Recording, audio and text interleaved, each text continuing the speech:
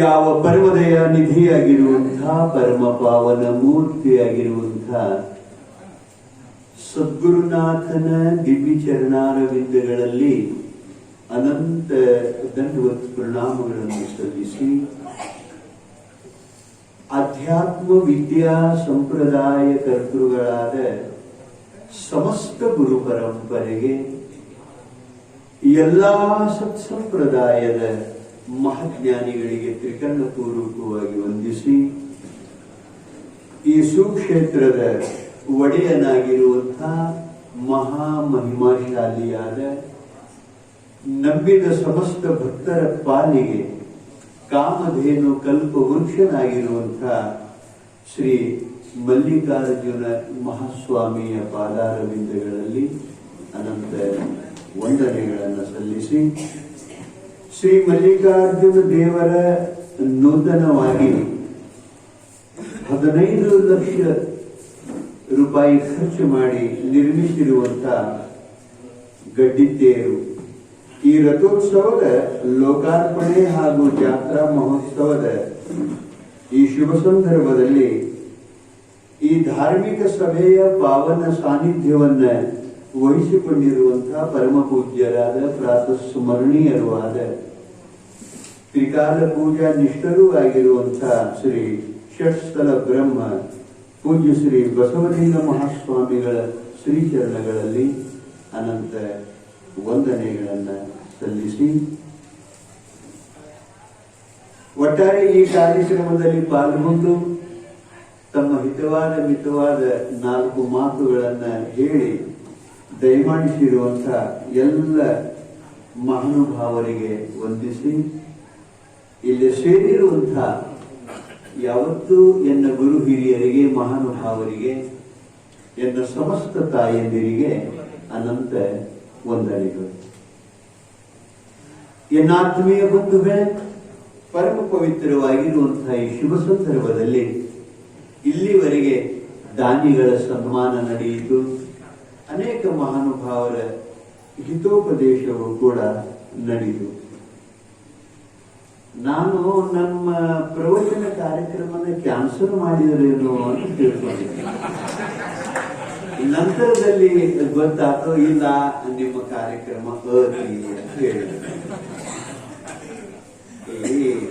ಕಸದೊಳಗೆ ಕರ ಮಾಡ್ತಂಗ ಆಗ್ತೇನೋ ಅಂತ ನನಗೆ ಅನಿಸಿತ್ತು.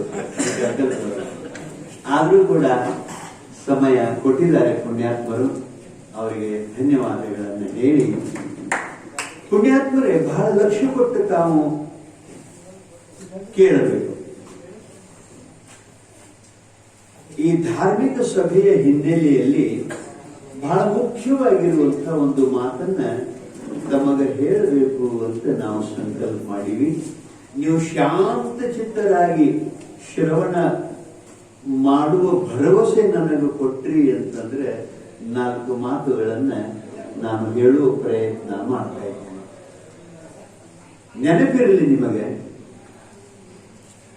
ಪ್ರತಿಯೊಬ್ಬ ಸ್ತ್ರೀ ಪುರುಷರ ಮೇಲೆ ನಾವು ಯಾವುದೇ ದೇಶದವರೇ ಇರಬಹುದು, ಯಾವುದೇ ವೇಷದವರೇ ಇರಬಹುದು, ಯಾವುದೇ ಭಾಷೆಯನ್ನ ಮಾತಾಡುವವರೇ ಇರಬಹುದು, ಯಾವುದೇ ಜಾತಿ ಮತ ಪಂಥ ಧರ್ಮಕ್ಕೆ ಸೇರಿದವರೇ ಇರಬಹುದು. ಇದು ಮುಖ್ಯ ಅಲ್ಲ. ಈ ಭೂಮಿ ಮ್ಯಾಲ ಮನುಷ್ಯರಾಗಿ ಜನಿಸಿ ಬಂದಿರುವಂತಹ ಪ್ರತಿಯೊಬ್ಬ ಸ್ತ್ರೀ ಪುರುಷರ ಮೇಲೆ ಪಂಚ ಋಣಗಳು ಅಂತಿರ್ತವೆ. ಪಂಚ ಋಣಗಳು.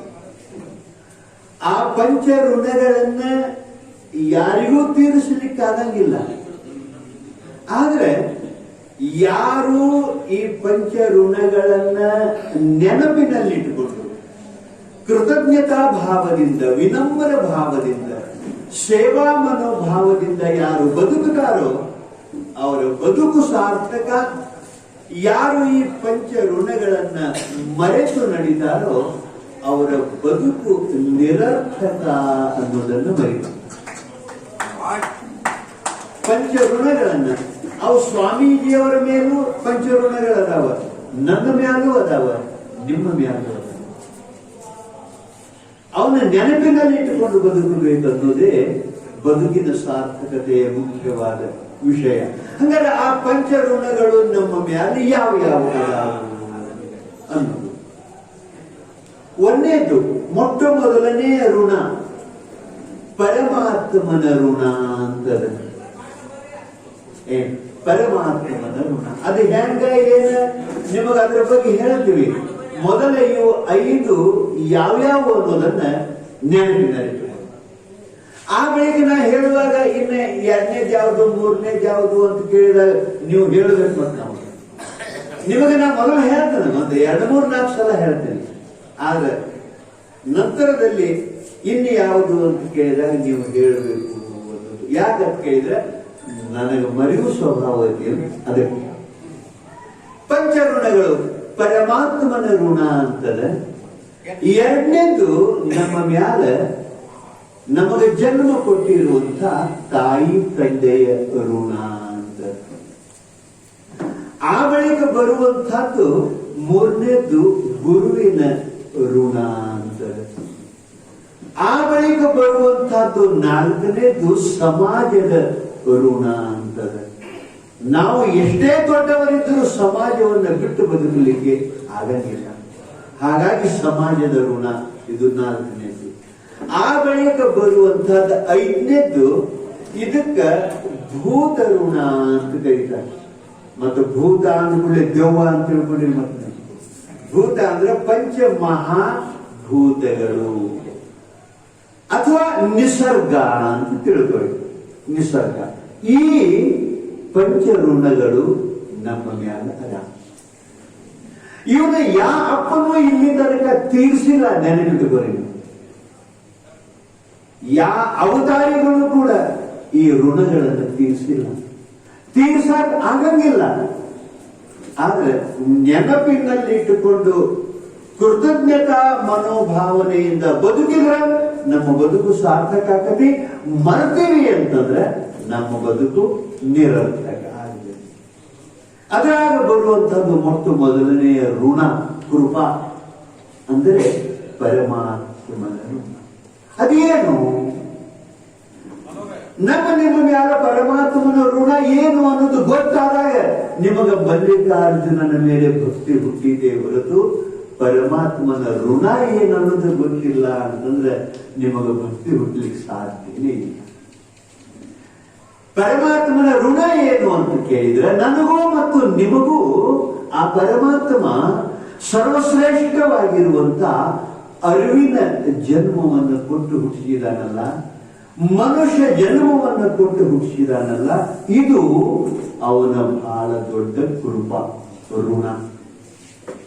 ಯಾಕೆ ಅಂತ ಕೇಳಿದರೆ, ಮುಕ್ತಿಗೆ ಸಾಧನವಾದಂತ ಏಕೈಕ ಜನ್ಮ ಅಂತಂದ್ರೆ ಮನುಷ್ಯ ಜನ್ಮ. ಇದನ್ನು ಬಿಟ್ರೆ ನೀವು ಯಾವ ದೇವತಾ ಜನ್ಮಕ್ಕೂ ಹೋದರೂ ನಿಮಗೆ ಮುಕ್ತಿ ಪಡೀಲಿಕ್ಕೆ ಸಾಧ್ಯ ಇಲ್ಲ. ಅಂಥ ಶ್ರೇಷ್ಠವಾದ ಜನ್ಮ ಪರಮಾತ್ಮ ನಮಗೆ ಕೊಟ್ಟನು ಅಂತಂದ್ರೆ ಇದು ಅವನ ಬಹಳ ದೊಡ್ಡ ಋಣ. ಈ ಜನ್ಮಕ್ಕೆ ಮುಕ್ತಿಯ ದ್ವಾರ ಅಂತ ಕರೆದಿದ್ದಾರೆ. ನೀವು ಮುಕ್ತಿ ಪಡಿಬೇಕಾದ್ರೆ ಈ ಜನ್ಮಕ್ಕೆ ಬಂದ ಪಡಿಬೇಕೇ ಹೊರತು ಇನ್ಯಾವ ಜನ್ಮದೊಳಗೂ ಪಡೀಲಿಕ್ಕೆ ಸಾಧ್ಯ ಇಲ್ಲ. ಆಮೇಲೆ ಎರಡನೇದು, ಈ ಜನ್ಮ ಜ್ಞಾನ ವಿಜ್ಞಾನಗಳ ಬೆಳವಣಿಗೆಗೆ ಸಾಧನವಾದಂತಹ ಜನ್ಮ ಮನುಷ್ಯ ಜನ್ಮ. ಸಾಹಿತ್ಯದ ಬೆಳವಣಿಗೆ, ಸಂಗೀತದ ಬೆಳವಣಿಗೆ, ಕಲೆಗಳ ಬೆಳವಣಿಗೆ, ತತ್ವಜ್ಞಾನದ ಬೆಳವಣಿಗೆ, ವಿಜ್ಞಾನದ ಬೆಳವಣಿಗೆ ಈ ಒಂದು ಮನುಷ್ಯ ಜನ್ಮದೊಳಗೆ ಮಾತ್ರ ಸಾಧ್ಯವೇ ಹೊರತು ಮತ್ತೊಂದು ಜನ್ಮದೊಳಗೆ ಇಲ್ಲ. ಅಂಥ ಜನ್ಮ ಕೊಟ್ಟಾನಂದ್ರೆ ಇದು ಅವನ ಋಣ ಅಲ್ಲೇನು? ಇನ್ನು ಜನ್ಮ ಕೊಟ್ಟು ಆಯುಷ್ ಕೊಟ್ಟಿದ್ದಿಲ್ಲ ಅಂತಂದ್ರೆ ನೀವೇನು ಸಾಧನೆ ಮಾಡ್ತಿದ್ದೀರಿ? ಅಂದ್ರೆ ಮನುಷ್ಯ ಜನ್ಮ ಬಂದ ಬಳಿಕ 1 ವರ್ಷ 6 ತಿಂಗಳೊಳಗ ಕೈ ಬಿಟ್ಟು ಹೋಗಿತ್ತು ಅಂತಂದ್ರೆ ನೀವು ಯಾರ ಮೇಲಾದ ಕೇಸ್ ಹಾಕಕ್ ಬರ್ತಿತ್ತು? ನಿಮಗೆ ಹೊಲ ಯಾರಾದ ಕಸ್ಕೊಂಡ್ರೆ ನಿಮ್ಮ ಹೊಲ ನೀವು ಕೇಸ್ ಹಾಕಬಹುದು, ನಿಮ್ಮ ಮನೆ ಕಸ್ಕೊಂಡ್ರೆ ಕೇಸ್ ಹಾಕಬಹುದು, ನಿಮ್ಮ ದುಡ್ಡು ನಿಮಗೆ ವಾಪಸ್ ಕೊಡ್ಲಿಲ್ಲ ಅಂದ್ರೆ ನೀವು ಕೇಸ್ ಹಾಕಬಹುದು. ಆದ್ರೆ ಪರಮಾತ್ಮ ಈ ಜನ್ಮ ಕೊಟ್ಟು ಕಸ್ಕೊಂಡಿದ್ದ ಅಂತಂದ್ರೆ ನೀವು ಯಾರ ಮೇಲಾರ ಕೇಸ್ ಹಾಕಕ್ ಸಾಧ್ಯತೆ ಇಲ್ಲ. ಪ್ರಪಂಚ ಮಾಡ್ಕೋದನ್ನ ಪರಮಾತ್ಮ ಮಾಡು ಅಂತ ಹೇಳಿ ಆ ಪರಮಾತ್ಮ ಸುದೀರ್ಘವಾದ ಆಯುಷ್ ಕೊಟ್ಟಾನಲ್ಲ. ಯಾರಿಗೆ 20, 30, 40, 60, 70, 80 ವರ್ಷದವರು, 90 ವರ್ಷದವರು ಇಲ್ಲಿ ನೀವು ಇರಬಹುದು. ಒಬ್ಬೊಬ್ಬರು 100 ವರ್ಷ ಸಮೀಪಿಸಿದವರು ಇರಬಹುದು. ಇಷ್ಟು ಸುದೀರ್ಘವಾದ ಆಯುಷ್ಯ ಕೊಟ್ಟಾನು ಅಂತಂದ್ರೆ ಇದು ಅವನ ಋಣ ಅಲ್ಲೇನು? ಕೃಪಾ ಅಲ್ಲೇನು? ಏನ್ ಹೀಗಂತೀರೋ ಮತ್ತೆ ನಾವು ಹುಟ್ಟುತ್ತಿದ್ದ ಮೊದಲ ನಮಗೆ ಎಷ್ಟು ಬೇಕ್ರಿ ಅಷ್ಟು ನಾವು ಬರ್ಕೊಂಡು ಹುಟ್ಟಿವ್ರಿ ಅಂತ ಹೇಳಿ ಹಂಗ ಸಾಧ್ಯನೇ ಇಲ್ಲ. ಹಂಗ ಸಾಧ್ಯನೇ ಇಲ್ಲ. ನಾವು ಅಪೇಕ್ಷೆ ಮಾಡಿದಷ್ಟು ಆಯುಷ್ಯ ನಮಗೆ ಸಿಗುವುದಿಲ್ಲ. ಪರಮಾತ್ಮ ನಿರ್ಧಾರ ಮಾಡಿದಷ್ಟು ಆಯುಷ್ಯ ಮಾತ್ರ ನಮಗೆ ಸಿಗುತ್ತಿರ್ತದೆ. ಅದು ಎಷ್ಟು ಬೇಕು ಅನ್ನೋದು ಗೊತ್ತಿಲ್ಲ. ಆದರೂ ಇಷ್ಟು ಸುದೀರ್ಘವಾದ ಆಯುಷ್ಯ ಕೊಟ್ಟಾನಂದ್ರೆ ಇದು ಅವನ ಕೃಪಾ ಅಲ್ಲೇನು? ಅವನ ಋಣ ಅಲ್ಲೇನು? ಇನ್ನು ಆಯುಷ್ಯ ಕೊಟ್ಟು ಆರೋಗ್ಯ ಕೊಟ್ಟಿದ್ದಿಲ್ಲ ಅಂದ್ರೆ ಏನ್ ಮಾಡ್ತಿದ್ರಿ? ಹಾಸಿಗೆನ ಹಿಡಿದಿದ್ರಿ ಅಂದ್ರೆ ಏನ್ ಮಾಡ್ತಿದ್ರಿ? ಏನು ಸಾಧನೆ ಮಾಡ್ತಿದ್ರಿ?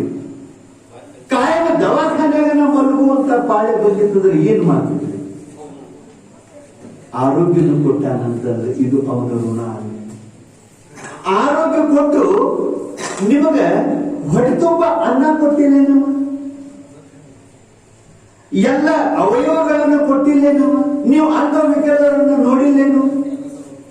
ಕಾಲಿಲ್ಲದವ್ರನ್ನ, ಕಣ್ಣಿಲ್ಲದವ್ರನ್ನ, ಪೋಲಿಯೋ ಆದವರನ್ನ, 2 ಕೈ ಇಲ್ಲದವರನ್ನ ಎಷ್ಟು ತೊಂದರೆ ಅನುಭವಿಸ್ತಾರೋ ಅನ್ನೋದನ್ನ ನೀವು ನೋಡಿಲ್ಲೇನು?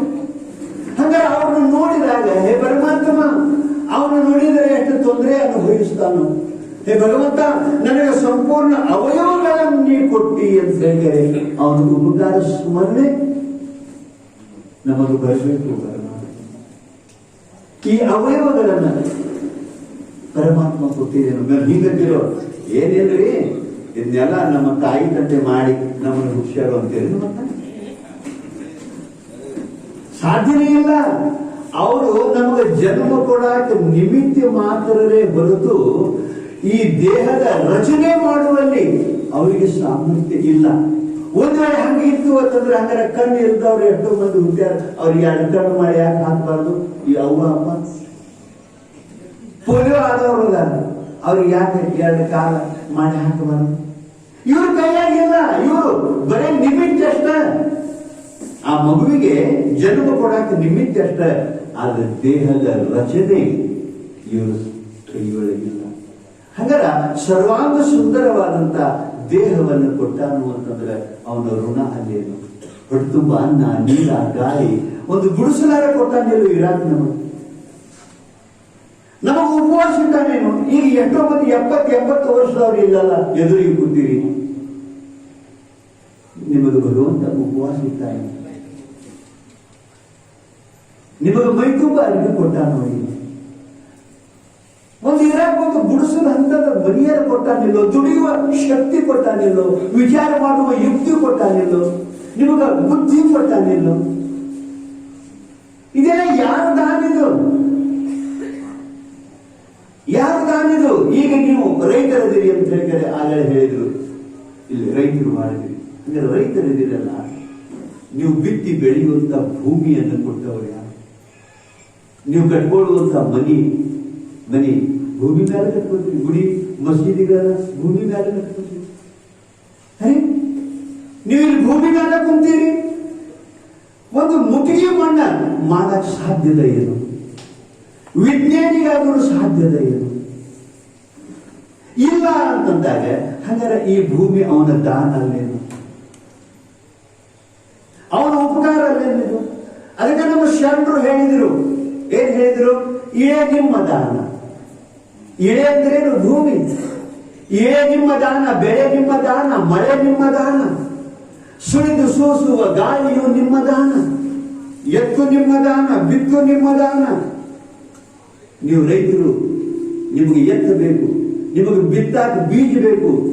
ಎತ್ತು ನಿಮ್ಮ ದಾನ, ಬಿತ್ತು ನಿಮ್ಮ ದಾನ, ಸುತ್ತಿ ಹರಿಯುವ ಸಾಗರವೆಲ್ಲ ನಿಮ್ಮ ದಾನ. ಅಂದ್ರೆ ಭೂಮಿ ಒಳಗೆ ನೀರು ಹರಿದಾಡ್ತದೆ. ನೀವು ಬೋರ್ ಹಾಕಿದ್ರೆ ನಿಮಗೆ ನೀರು ಸಿಗ್ತದೆ. ಆ ಭೂಮಿ ಒಳಗೆ ನೀರು ಹರಿದಾಡುವಂಗ ಇಟ್ಟವ್ರು ಯಾರು? ಸಾಗರ ಸುತ್ತು ಹರಿಯುವಲ್ಲ ಸಾಗರವೆಲ್ಲ ನಿಮ್ಮ ದಾನ. ನಿಮ್ಮ ದಾನವನ್ನುಂಡು ನೋಡಿ, ಈ ಮಾತೆ ಲಕ್ಷ ಕೊಟ್ಟಿದ್ದೇವೆ, ಕೇಳಬೇಕು. ನೀ ಪರಮಾತ್ಮ ಮಲ್ಲಿಕಾರ್ಜುನ, ನೀ ಕೊಟ್ಟ ದಾನವನ್ನುಂಡು ಅಜ್ಞಾನನ್ನು ಹೊಗಳುವ ಈ ಕುನ್ನಿ ಮಾನವರನ್ನೇನೆಂಬೆ ರಾಮನಾಥ. ಪರಮಾತ್ಮನ ಪ್ರಸಾದ ಊಟ ಮಾಡಿ ಪರಮಾತ್ಮನ ಉಪಕಾರ ಸ್ಮರಣೆ ಮಾಡಲಿಲ್ಲ ಅಂತಂದ್ರೆ ಇಂಥ ಕುನ್ನಿ ಮಾನವರನ್ನೇನೆಂಬೆ. ಕಾಯ ನಿಮ್ಮ ದಾನ. ಕಾಯ ಅಂದ್ರೇನು? ನೀವು ತೊಟ್ಕೊಂಡಂತ ದೇಹ, ನಾನು ತೊಟ್ಕೊಂಡಂತ ದೇಹ, ಅದು ನಿಮ್ಮ ದಾನ. ಕಾಯ ನಿಮ್ಮ ದಾನ, ಜೀವ ನಿಮ್ಮ ದಾನ. ಕಾಯ ಜೀವ ಉಳ್ಳಲ್ಲಿ ನಿಮ್ಮ ಪೂಜಿಸದ ನಾಯಿಗಳನ್ನೇನೆಂಬೆ ರಾಮನಾಥ. ಹೀಗನ್ನುವಾಗ ಸ್ವಾಮಿಗಳ ಮುಂದಕ್ಕೆ ಒಂದು ನಾಯಿ ಮಕ್ಕೊಂಡಿದ್ರಿ, ಅದು ನಾಯಿ ಜಗಳ ತೆಗಿತು. ಸ್ವಾಮಿಗಳು ನೋಡಿ ಏನಂತ ಜಗಳ ತೆಗೀತು ಅಂತ ಕೇಳಿದ್ರೆ, ಅಂತ ಸುಮಾರು ಮನುಷ್ಯನ ಜೋಡಿ ನನ್ನ ಯಾಕೆ ಹೋಲಿಸಾಕತ್ತೀರಿ?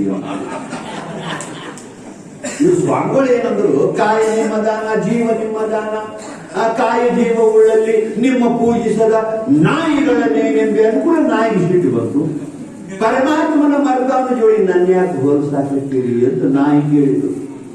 ಸ್ವಾಮಿಗಳು ಏನ್ ಮಾಡಿದ್ರು, ಸುಮ್ಮನೆ ಆ ನಾಯಿ ಕೇಳಿದ್ರು, ಪರಮಾತ್ಮನ ಮರತವ ಏನದಾನಲ್ಲ ಅವನ ಜೋಡಿ ನಿನ್ನ ಹೋಲಿಸಿದ್ರೆ ನಿನ್ನ ಗಂಟೆ ಏನು ಹೋಗ್ತತಿ ಅಂತ ಕೇಳಿದ್ರು. ಯಾಕೆ ಹೋಲಿಸಬಾರ್ದು ಹೇಳು ಅಂತ ನಾಯಿನ ಕೇಳಿದ್ರು. ಅವಾಗ ನಾಯಿ ಹೇಳ್ತದೆ, ಲಕ್ಷ ಕೊಟ್ಟು ಕೇಳಿದ್ರು. ನಾಯಿ ಹೇಳ್ತದೆ, ಸ್ವಾಮೀಜಿ ನಾನು ಕನಿಷ್ಠ ಮೂಕ ಪ್ರಾಣಿ ಆದರೂ ನನ್ನಲ್ಲಿ ಒಂದು ಗುಣ ಅದ. ಏನು? ನನಗೆ ಯಾರಾದ್ರೂ ಒಂದು ತುತ್ತು ರೊಟ್ಟಿ ಒಗೆದಿದ್ರು ಅಂದ್ರೆ ಆಯುಷ್ಯದೊಳಗೆ, ಜೀವನದೊಳಗೆ ಒಂದು ತುತ್ತು ರೊಟ್ಟಿ ಒಗೆದಿದ್ರು ಅಂತಂದ್ರೆ ನಾನು ಸಾಯೋ ತನಕ ಅವನು ಮರೆಯಂಗಿಲ್ಲ. ನಾಯಿ ಹೇಳ್ಬೋದ, ಹೊಟ್ಟೆ ತುಂಬ ದಿನಾಲು ಅನ್ನ ಹಾಕವ ನನ್ನ ಪಾಲಿಗೆ ದೇವರ. ಊಟ ಮಾಡುವಾಗ ನಾ ಅಲ್ಲಿ ಹಾತು ಹೋಗುವಾಗ ಒಂದು ತುತ್ತು ರೊಟ್ಟಿ ಯಾರಾದ್ರೂ ನನಗೆ ಒಗೆದಿದ್ರು ಅಂತಂದ್ರೆ ನಾ ಸಾಯೋ ತನಕ ಅವನು ಮರೆಯಂಗಿಲ್ಲ. ಸರ್ವಜ್ಞಾನ ಬರಲಿ, ಬೇಕಾದಂಗೆ ಮುಸುಕ್ ಹಾಕೊಂಡು ಬರ್ಲಿ, ಅವ ಮಾರಿಗೆ ಮುಸುರಿ ಬೆಳ್ಕೊಂಡು ಬರ್ಲಿ, ಅವನ ದೇಹದ ನಾತ ಹಿಡ್ಕೊಂಡು ಇವು ನನಗೊಂದು ತುತ್ತು ರೊಟ್ಟಿ ಬರದವ ಅಂತ ಹೇಳಿ ಅವನಿಗೆ ಧನ್ಯವಾದ ಹೇಳೋ ಸಲುವಾಗಿ ಕುಯ್ ಅನ್ಕೊಂಡ ಅವನ ಕಾಲಿಗೆ ಸುತ್ತ ಹಾಕ್ತನೋ, ಅವನ ಪಾದ ಮಾಡ್ತನೋ, ಅವನ ಅವನಿಗೆ ಧನ್ಯವಾದಗಳು. ಒಂದು ತುತ್ತ ಅನ್ನ ನನಗ ಕೊಟ್ಟವನ ನಾ ಸಾಯು ತನಕ ಮರೆಯಂಗಿಲ್ಲ. ಇಂಥ ಗುಣ ನನ್ನಲ್ಲಿ ಐತಿ. ಇವು ಮನುಷ್ಯ ನನ್ನ ಮನುಷ್ಯ. ಪರಮಾತ್ಮ ಇವನಿಗೆ ಅಮೂಲ್ಯವಾದ ಅರಿವಿನ ಜನ್ಮ ಕೊಟ್ಟಾನು, ಆಯುಷ್ಯ ಕೊಟ್ಟಾನು, ಆರೋಗ್ಯ ಕೊಟ್ಟಾನು, ಭೋಗ ಭಾಗ್ಯ ಕೊಟ್ಟಾನು, ಶ್ರೀ ಸಂಪತ್ತು ಕೊಟ್ಟಾನು. ಇಷ್ಟೆಲ್ಲ ಕೊಟ್ಟಂತ ಪರಮಾತ್ಮನ ಉಪಕಾರ ಸುಮ್ಮನೆ ಇವು ಮಾಡಂಗಿಲ್ಲ ಅಂದ್ರ ಇಂಥ ಕನಿಷ್ಠ ಮನುಷ್ಯನ ಜೋಡಿ, ಇಂಥ ಪಾಪಿ ಮನುಷ್ಯನ ಜೋಡಿ ನನ್ನ ಯಾಕೆ ಹೋಲಿಸ್ತೀರಿ ಅಂತ ಜಗಳ. ಆವಾಗ ಸ್ವಾಮಿಗಳಂದ್ರು, ಅರೆ ಪರಮಾತ್ಮನ ಮರ್ತಾಮ ನಿನಗಿಂತನೂ ಕನಿಷ್ಠ ಆಗ್ತಾನಲ್ಲಪ್ಪ ಅಂತ ಮರ ಮಲಗಿದ್ರು ಅಂತ ಹೇಳ್ತಾರೆ. ನೆನ್ಪಿಟ್ಕೊರಿ, ಪರಮಾತ್ಮನ ನೀವು ಯಾವ ಧರ್ಮದ ಸೇರಿದವರೇ ಇರಲಿ, ನೀವು ಪರಮಾತ್ಮನ ಮರಿಬ. ನೀವು ಕುಂತಾಗ ನಿಂತಾಗ, ಊಟ ಮಾಡುವಾಗ, ನೀರು ಕುಡಿಯುವಾಗ, ಕುಟ್ಟುವಾಗ, ಬೀಸುವಾಗ ಭಗವಂತನ ಸ್ಮರಣೆ ಮಾಡಿ. ಊಟ ಮಾಡುವಾಗ ಸ್ಮರಣೆ ಮಾಡ್ಬೇಕಂತ ಎಲ್ಲ ಧರ್ಮದೊಳಗೆ ಹೇಳಿದೇನು? ನೀರು ಕುಡಿಯುವಾಗ ಪರಮಾತ್ಮನ ಉಪಕಾರ ಸ್ಮರಣೆ ಮಾಡ್ಬೇಕಂತ ಹೇಳಿಲ್ಲೇನು? ಇಸ್ಲಾಮ ಧರ್ಮದೊಳಗ ಬಿಸ್ಮಿಲ್ಲಾ ಕೆ ಸಾಥ್ ಖಾನಾ ಶುರು ಕರೋ, ಬಿಸ್ಮಿಲ್ಲಾ ಎಲ್ಲ ಬರಕತ್ತಿಲ್ಲ. ಪರಮಾತ್ಮನ ಉಪಕಾರ ಸ್ಮರಣೆ ಮಾಡ್ಬೇಕು, ಬಾಯಾಗ ತುತ್ತು ಹಾಕುವಂತ ಇಸ್ಲಾಮ ಧರ್ಮ ಹೇಳ್ತದೆ. ಮತ್ತೆ ಬಸವಣ್ಣ ಹೇಳಿದೇನು? ಬಸವಣ್ಣ ಮೌನದಲ್ಲಿ ಉಂಬುವುದು ಆಚಾರವಲ್ಲ. ಮೌನದಲ್ಲಿ ಅಂತಂದ್ರೆ ತಾಟ ಇಟ್ಟುಕೊಂಡು ಶುರು ಮಾಡಿಬಿಡ್ತಾರಲ್ಲ, ಶಿವ ಇಲ್ಲ. ಎತ್ತುಗಳು ಬಂದು ಮೇಲ್ಕೋಗೋದು ಕೂಡ ಆ ಎತ್ತುಗಳು ಅವನು ತರುವಾಗ ಹಂಚಾಡ್ತಿರ್ತಾವ. ಮೇವು ತರುವಾಗನ ಒಗದ ಕೂಡಲೇ ಶುರು ಮಾಡಿಬಿಡ್ತಾವ, ಎತ್ತುಗಳು ಮಾಡ್ತಾವು. ಮತ್ತು ಹಂಗ ಅವರು ಇಟ್ಟುಕೊಂಡೆ ಶಿವ ಇಲ್ಲ, ಬಿಸ್ಮಿಲ್ಲ ಇಲ್ಲ, ಎಲ್ಲ ಕುಳ್ಳಾನ ಅಲ್ಲಾನೇ. ಬಸವಣ್ಣವ್ರು ಹೇಳ್ತಾರು, ಹಿಂಗ ನೀವು ಊಟ ಮಾಡೋದು ಇದು ಧರ್ಮ ಅಲ್ಲ, ಆಚಾರ ಅಲ್ಲ, ಇದು ವೀರಶೈವ ಲಿಂಗಾಯತ ಧರ್ಮದ ನಿಯಮ ಅಲ್ಲ ಅಂತ. ಮೌನದಲ್ಲಿ ಉಂಬುದು ಆಚಾರವಲ್ಲ. ಹಾಗೇನ್ ಮಾಡ್ಬೇಕು? ತುತ್ತಿಗೊಮ್ಮೆ ಶಿವ ಶಿವ ಅಂತಿರ್ಬೇಕು, ತುತ್ತಿಗೊಮ್ಮೆ ಅನ್ಬೇಕಂತ. ಹಿಂಗ ಅನ್ನುವಾಗ ನನಗೆ ಒಬ್ಬ ಕೇಳಿದ್ರಿ, ಅಲ್ಲಿ ತುತ್ತಿಗೊಮ್ಮೆ ಶಿವ ಶಿವ ಅನ್ನೋದಂದ್ರೆ ಅನ್ನೋದು ಯಾವಾಗ, ಉಣ್ಣೋದು ಯಾವಾಗ ಅಂತ ಒಂದು ಕೆಲಸ ಹೇಳಿ. ಒಂದು ಉಣ್ಣುದಲ್ಲ ಹೇಳ್ರಿ, ಏನದು ತುತ್ತಿಗೊಮ್ಮೆ ಅನ್ನೋದು ಯಾವಾಗ, ಉಣ್ಣೋದು ಯಾವಾಗ? ನಾನು ಅನ್ನೇನು ಬರೋಬರಿನ. ಹಂಗಾರ ಶುರು ಮಾಡುವಾಗ ಒಮ್ಮೆ ಅನ್ನ, ನಡಬಾರ್ಗ ಒಮ್ಮೆ ಅನ್ನು ಶಿವ ಅಂತ, ದಾಂಡಿಗೆ ಒಮ್ಮೆ ಅನ್ನು ಕೆಲಸ ಮುಗಿತೈತಿ ಅಂತ. ಅವ ಹತ್ತಕ್ಕಾರ ಹೋಗ್ಬೇಕು ಬೇಡ್ರಿ. ಅದು ಮಾಡ್ತೀನಿ ಅಂದ್ರೆ ಹ್ಯಾಂಗ? ಅವಾಗ ನಾವಂದು ಹಿಂಗೂ ಆಗ್ಬೋದು. ಒಟ್ಟು ಕಿರಿಕಿರಿ ಬೇಡಪ್ಪ, ಒಟ್ಟು ನೆನಪಲೆ ಮರಿಲಾರ್ದನ್ನ ಶುರು ಮಾಡುವಾಗ ಒಮ್ಮೆ ಅನ್ನು ಮುಂದೆ ಅನ್ನಬೇಡ. ಶುರು ಮಾಡುವಾಗ ಒಮ್ಮೆ ಅನ್ನು ಪರಮಾತ್ಮ ದಯಾಸಾಗರನು ನಿನ್ನ ಉದ್ಧಾರ ಮಾಡ್ತಾನು ಅಂತ ಅಂದಿವ್ರಿ. ಆಮೇಲೆ ಅನ್ಬೇಕ್ರಿ, ಶುರು ಮಾಡುವಾಗ ಒಮ್ಮೆ ಅನ್ನಪ್ಪ ಅಂದ್ರೆ ಆರಾಮ ಮಾಡ್ತೀನಿ ಅಂದ್ರೆ ಹ್ಯಾಂಗ? ಹಂಗಾರೆ ಆವಾಗ ನೀ ಮರೆತ ಊಟ ಮಾಡಿದೆ ಅಂದ್ರೆ ಹ್ಯಾಂಗ ಅನ್ನೋದು ನಾ ಹೇಳಂಗಿಲ್ಲ. ಇದನ್ನ ಸರ್ವಜ್ಞ ಹೇಳ್ತಾನೋ ಬೇಕಾದ್ರೆ ಕೇಳುವುದಿವ್ ನಾವು. ಸರ್ವಜ್ಞ ಹೇಳ್ತಾನೆ, ಲಿಂಗವನ್ನು ಮರೆತು ನುಂಗದಿರು ಏನನು. ಲಿಂಗ ಅಂದ್ರೆ ಪರಮಾತ್ಮ ನೆನಪಿಟ್ಕೊಳ್ಳಿ. ಜಗತ್ತಿನ ಉತ್ಪತ್ತಿ ಸ್ಥಿತಿ ಲಯ ಮಾಡವ, ಎಲ್ಲಾ ಜೀವಿಗಳನ್ನ ಪಾಲನೆ ಪೋಷಣೆ ಮಾಡವ ಯಾರು? ಅವನಿಗೆ ಲಿಂಗ ಅಂತ ಕರೀತಾರೆ. ಅಂಥ ಲಿಂಗವನ್ನು ಮರೆತು ನುಂಗದಿರು ಏನನು. ಒಂದು ವೇಳೆ ಲಿಂಗವನ್ನು ಮರೆತು ನುಂಗಿದರೆ, ಲಿಂಗವನ್ನು ಮರೆತು ನುಂಗಿದರೆ, ಅದೇ ನುಂಗಿದ್ರೆ ಏನಾಗತ್ತೆ ಹೇಳ್ರಿ? ನಾವು ಅವನು ಮಗನಿಗೆ ಹೋಗಿ ಕೂತಿದ್ರಿ, ಅವನ ಇಟ್ಟು ಸಿಡಂಗಿಲ್ಲೇನು ಅಂತ. ನುಂಗಿದ್ರೆ ಏನಾಗ್ತತಿ? ನುಂಗಿದ್ರೆ ಹೊಟ್ಟೆಗೆ ಹೋಗ್ತತಿ,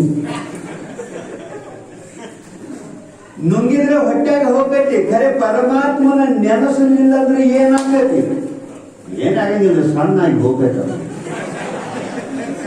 ಸಣ್ಣಾಗಿ ಹೋಗ್ತೈತಿ. ಓ ಮಾರಾಯ, ಪರಮಾತ್ಮನ ನೆನಸಲಿಲ್ಲ ಅಂದ್ರೆ ಏನಾಗ್ತೈತಿ ಅಂತಂದಾಗ ನೀವ ಹೇಳ್ಬೇಕು. ಮತ್ ನಾವ ಹೇಳಕತ್ತಿದ್ದೀವಿ, ಕೇಳ. ಸರ್ವಜ್ಞ ಹೇಳ್ತಾನೆ, ಬಂಧುಗಳೇ, ನೀವು ಇನ್ನೂ ಆಗಬಹುದು. ಲಿಂಗವನ್ನು ಮರೆತು ನುಂಗದಿರು ಏನನು? ಒಂದು ವೇಳೆ ಲಿಂಗವನ್ನು ಮರೆತು ನುಂಗಿದರೆ, ಲಿಂಗವನ್ನು ಮರೆತು ನುಂಗಿದರೆ ತಿಂಗಳ ಹಿಂದೆ ಸತ್ತ ನಾಯಿಯ ಮಾಂಸ ತಿಂದಂತೆ ಸರ್ವಜ್ಞ. ನೀನು ಪರಮಾತ್ಮನಿ ಅಲ್ಲಾರನ್ನು, ಶಿವಾರನ್ನು, ನಾರಾಯಣರನ್ನು ಪರಮಾತ್ಮನ ಸ್ಮರಣೆ ಮಾಡಲಾರದನೆ ನೀ ಬಾಯಾಗ ತುತ್ತ ಹಾಕೊಂಡು ನುಂಗಿದೀಯಂತಂದ್ರೆ ಒಂದು ತಿಂಗಳ ಹಿಂದೆ ಸತ್ತ ಕೊಳಕ ಹೊಲಸ ನಾರುವ ಏನ ನಾಯಿ ಮಾಂಸ ಇರ್ತಲ್ಲ ಅದನ್ನು ತಿಂದಂಗ ಆಗ್ತೈತಿ ಅಂತ ಸರ್ವಜ್ಞ. ಆದ್ದರಿಂದ ಬಂಧುಗಳೇ, ಪರಮಾತ್ಮನ ಕುತ್ತಾಗ ನಿಂತಾಗ ಸ್ಮರಣೆ ಮಾಡ್ತಾ ಇರಬೇಕು. ಊಟ ಮಾಡುವಾಗ ಸ್ಮರಣೆ ಮಾಡ್ತಾ ಇರಬೇಕು. ಅವನ ಋಣ ತೀರ್ಸಕ್ಕಾಗಂಗಿಲ್ಲ. ಅರಿವಿನ ಜನ್ಮ ಕೊಟ್ಟಾನು, ಆಯುಷ್ಯ ಕೊಟ್ಟಾನು, ಅವನು ನೆನೆಸ್ತಾ ಇರಬೇಕು. ಇದು ಒಂದು ಪರಮಾತ್ಮನ ಋಣ ಇದೆ. ಮಲ್ಲಿಕಾರ್ಜುನ ಅನುಗ್ರಹ ಇದೆ. ಆ ಬಳಿಕ ಎರಡನೇದು ಯಾವುದು? ಎರಡನೇದು ಯಾರ್ದು ಋಣ?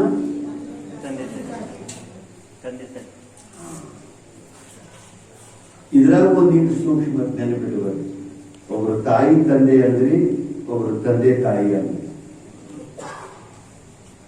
ಹಂಗಾರೆ ಮೊದಲು ತಾಯಿನ ತಗೋಬೇಕು, ಏನು ತಂದೆನ ತಗೋಬೇಕು? ಇದು ಸಮರ್ಥನ. ಎರಡನೇ ದಿನ ಹೌದು, ತಾಯಿ ತಂದೆ ಋಣ ಹೌದು. ಖರೆ ತಾಯಿ ತಂದೆ ಋಣ ಅಂದ್ರೆ ಬರೋಬರಿಯೋ, ಏನು ತಂದೆ ತಾಯಿ ಋಣ ಅಂದ್ರೆ ಬರೋಬರಿಯೋ? ಮೊದಲ ತಾಯಿನ ನೆನೆಸಬೇಕು, ಏನು ತಂದೆನ ನೆನೆಸಬೇಕು? ತಾಯಿ. ನಮ್ಮ ಎಲ್ಲಾ ಜಗತ್ತಿನ ಅಧ್ಯಾತ್ಮ ಶಾಸ್ತ್ರಗಳು ಹೇಳ್ತವೆ ತಾಯಿ. ಪರಮಾತ್ಮನ ನಂತರ ನಿನಗೆ ತಾಯಿಯೇ ದೇವರು. ತಾಯಿ ನೆನಪು, ಆ ಬಳಿಕ ತಂದೆ. ಹಾಗಾದ್ರೆ ಇವ್ರ ಋಣ ಏನು? ಇವ್ರ ಋಣ ಏನು? ಮತ್ತ ಮೊದಲು ತಾಯಿನ ತಗೊಂಡ್ರು, ತಂದೆನ ಯಾಕೆ ತಗೊಳ್ಳಿಲ್ಲ? ಅದು ಇವತ್ತು ಚರ್ಚೆ ಮಾಡೋದು. ಮೊದಲು ತಾಯಿ ತಂದೆ ಋಣ ಏನನ್ನೋದನ್ನ, ಉಪಕಾರ ಏನನ್ನೋದನ್ನ ತಿಳ್ಕೊಳ್ಳೋದು. ನಿಮಗೆ ಗೊತ್ತಿದ್ದೇನೆ, ನಾನು ಹೊಸದಾಗಿ ಹೇಳಂಗಿಲ್ಲ, ಇದ್ದದ್ದು ನೆನಪು ಮಾಡಿಕೊಳ್ಳೋದು. ತಾಯಿ ಎಂಥ ತ್ಯಾಗ ಮೂರ್ತಿ, ಎಂಥ ಸಹನ ಶೀಲಳು ಅಂತಂದ್ರೆ 9-10 ತಿಂಗಳ ಪರ್ಯಂತರ ತನ್ನ ಪವಿತ್ರವಾದ ಉದರದೊಳಗೆ, ಹೊಟ್ಟಿ ಒಳಗೆ ನಮ್ಮನ್ನು ಹೊತ್ತುಕೊಂಡು ಅಡ್ಡಾಡ್ತಾರೆ. ಈ ಕೆಲಸ ಅಪ್ಪ ಮಾಡಂಗಿಲ್ಲ. ಪರಮಾತ್ಮ ಅಪ್ಪನಿಗೆ ಆ ವ್ಯವಸ್ಥೆ ಇಟ್ಟಿಲ್ಲ. ತಾಯಿ ಸಹನಶೀಲಳು ಅಂತ ತಾಯಿಗೆ ಆ ವ್ಯವಸ್ಥೆ ಇದ್ದಾನೆ. ಆ ತಾಯಿ ನಮ್ಮನ್ನ, ನಿಮ್ಮನ್ನ 1 ದಿವಸ ಅಲ್ಲ, 2 ದಿವಸ ಅಲ್ಲ, 9-10 ತಿಂಗಳ ಪರ್ಯಂತರ ತನ್ನ ಪವಿತ್ರವಾದ ಉದರದಲ್ಲಿ ಹೊತ್ತುಕೊಂಡು ಅಡ್ಡಾಡ್ತಾನೆ. ಆ ಬಳಿಕ ಅನೇಕ ನೋವುಗಳನ್ನು ಅನುಭವಿಸಿ ಸಾವಿನ ಜೊತೆಗೆ ಹೋರಾಡಿ ಮಗನಿಗೆ ಜನ್ಮ ಕೊಡ್ತಾನೆ. ಒಮ್ಮೊಮ್ಮೆ ಜನ್ಮ ಕೊಡುವಾಗ, ಹಡಿಯುವಾಗ ತಾಯಿ ಸತ್ತು ಹೋಗಬಹುದು. ಎಷ್ಟು ಕೇಸುಗಳಾಗ್ಯಾವ. ತಾಯಿ ಸಾವಿನ ಜೊತೆಗೆ ಹೋರಾಡಿ, ಮೃತ್ಯುವಿನ ಜೊತೆಗೆ ಹೋರಾಡಿ ಮಗನಿಗೆ ಜನ್ಮ ಕೊಡ್ತಾನೆ. ಆಮೇಲೆ ಅಮೃತಕ್ಕೆ ಸಮಾನವಾದಂತ ತನ್ನ ಎದೆಯ ಹಾಲನ್ನು ಕುಡಿಸ್ತಾನೆ. ಸ್ವಲ್ಪ ಹೆಸರುಗಳಾಗಿಲ್ಲ, ನಮ್ಮ ಮಲ ಮೂತ್ರವನ್ನು ತೊಳಿತಾಳು, ಬಳಿತಾಳು. ತಾವು ಉಪವಾಸ ಇದ್ದು ನಮಗೆ ತುತ್ತು ಮಾಡಿ ಉಣಿಸ್ತಾಳು. ಮಾತನಾಡುವುದನ್ನು ಕಲಿಸ್ತಾಳು, ಕೈ ಹಿಡಿದು ನಡೆಯುವುದನ್ನ ಕಲಿಸ್ತಾಳು. ಮಗು ನಡೆದಾಡುವಾಗ ದಪ್ಪನ ಬಿತ್ತು ಅಂತಂದ್ರೆ ಓಡಿ ಬಂದ್ರೆ, ಯಪ್ಪ ನನ್ನ ಕಂದ ನಿನಗೆ ಎಲ್ಲಿ ಪೆಟ್ಟಿತ್ತು ನನ್ನ ಅಂತ ಮೈ ತುಂಬ ಕೈಯಾಡಿಸ್ತಾಳು, ಕಣ್ಣೀರು ಹಾಕ್ತಾಳು. ಸ್ವಲ್ಪ ಏನಾದರೂ ಚಲೋ ಊಟ ಮಾಡುದು, ಏನಾರ ಹಾಲ, ತುಪ್ಪ, ಹೋಳಿಗೆ ಇತ್ತು ಅಂತಂದ್ರೆ ತನ್ನ ಬಾಯಾಗ ಮಣ್ಣು ಹಾಕೊಂಡು ತಾವು ಎಲ್ಲದನ್ನ ಮಗನಿಗೆ ತುತ್ತು ಮಾಡಿ ಒಂದಿಟ್ಟು ಬೆಣ್ಣೆ, ಹಾಲ, ತುಪ್ಪ ಉಣಿಸಿ ನನ್ನ ಮಗ ದೊಡ್ಡ ಮಾಡ್ತೀವಿ. ನಾವು 8-10 ವರ್ಷದವ್ರು ದೊಡ್ಡವರು ಆಗ್ತೀವಿ. ಅವಾಗ ತಾಯಿ ಒಂದು ಕೆಲಸ ಹೇಳ್ತ, ಏನೋ ಅಂಗಡಿಗೆ ಹೋಗಿ ಬಾ, ನೀರು ತಗೊಂಡು ಬಾ. ಅವಾಗ ನಾವು ಆಟದ ಗುಂಪುದೊಳಗೆ ಆ ಕೆಲಸ ಮಾಡೋದು. ತಾಯಿ ನಾನೇ ಯಾಕೆ ಸಾಯ್ಬೇಕು ಈ ಮನ್ಯಾಗ ಅಂತ ಒಂದು ಮಾತು ಕೇಳಂಗಿರಲ್ಲ ಅಂತ ಒಂದು ಪೆಟ್ಟ ಬಡಿತಾರೆ. ಅವಾಗ ನಾವು ಅಳಗೋ ಅಥವಾ ಮನೆ ಬಿಟ್ಟು ಹೋಗ್ತೀವಿ. ಯಾವಾಗ ಮಗ ಅಳಗೋ ಅಥವಾ ಮನೆ ಬಿಟ್ಟು ಹೋಗ್ತೈತೋ ಬಡದ ತಾಯಿನೂ ಅಳಗೋತ ಮನೆ ಒಳಗೆ ಬರ್ತಾರೆ. ಮನೆ ಒಳಗೆ ಬಂದು ಎಷ್ಟು ಪಶ್ಚಾತ್ತಾಪ ಪಡ್ತಾರಂದ್ರೆ, ಹೇ ಪರಮಾತ್ಮ, ನನಗೆ ಎಲ್ಲಿಂದ ಸಿಟ್ಟು ಕೊಟ್ಟಿಪ್ಪ ನೀನು, ಎಲ್ಲಿಂದ ಸಿಟ್ಟು ಬಂತು ಗೊತ್ತಾಗ್ಲಿಲ್ಲ, ನನ್ನ ಮಗನಿಗೆ ಒಂದು ಪೆಟ್ಟ ಹೊಡೆದ್ನಿ, ನನ್ನ ಮಗ ಅಳಗೋತ ಮನೆ ಬಿಟ್ಟು ಹೋತು ಅಂತ ಮನೆಯಾಗ ಕುತ್ಕೊಂಡು ಅಳುತ್ತಿರ್ತಾರೆ ತಾಯಿ. ಅದು ನಮಗೆ ಗೊತ್ತಾಗಂಗಿಲ್ಲ, ನಾವು ಮನೆ ಬಿಟ್ಟು ಹೋಗಿರ್ತೀವಿ. ತಾಯಿಗೆ ಸಮಾಧಾನ ಏನಂತಂದ್ರೆ, ನನ್ನ ಮಗ ಇನ್ನೊಂದು ತಾಸಿಗಾರ ಬರ್ತಾನೋ, ಅವಾಗ ಬರ್ಲಿಲ್ಲ ಅಂದ್ರೆ ಇನ್ನೊಂದು ತಾಸಿಗಾರ ಬಂದಾನು ಅಂತ ಒಳಗೆ ಉಳಿಯಾಡ್ತಿರ್ತಾರೆ, ನೋಡ್ತಿರ್ತಾರೆ. ಆವಾಗ ಬರ್ಲಿಲ್ಲ ಅಂತಂದ್ರೆ ನನ್ನ ಮಗ ಊಟಕ್ಕಾರ ಬರ್ತಾನು ಅಂತ ದಾರಿ ನೋಡ್ತಿರ್ತಾನೆ. ಮಗ ಊಟಕ್ಕೂ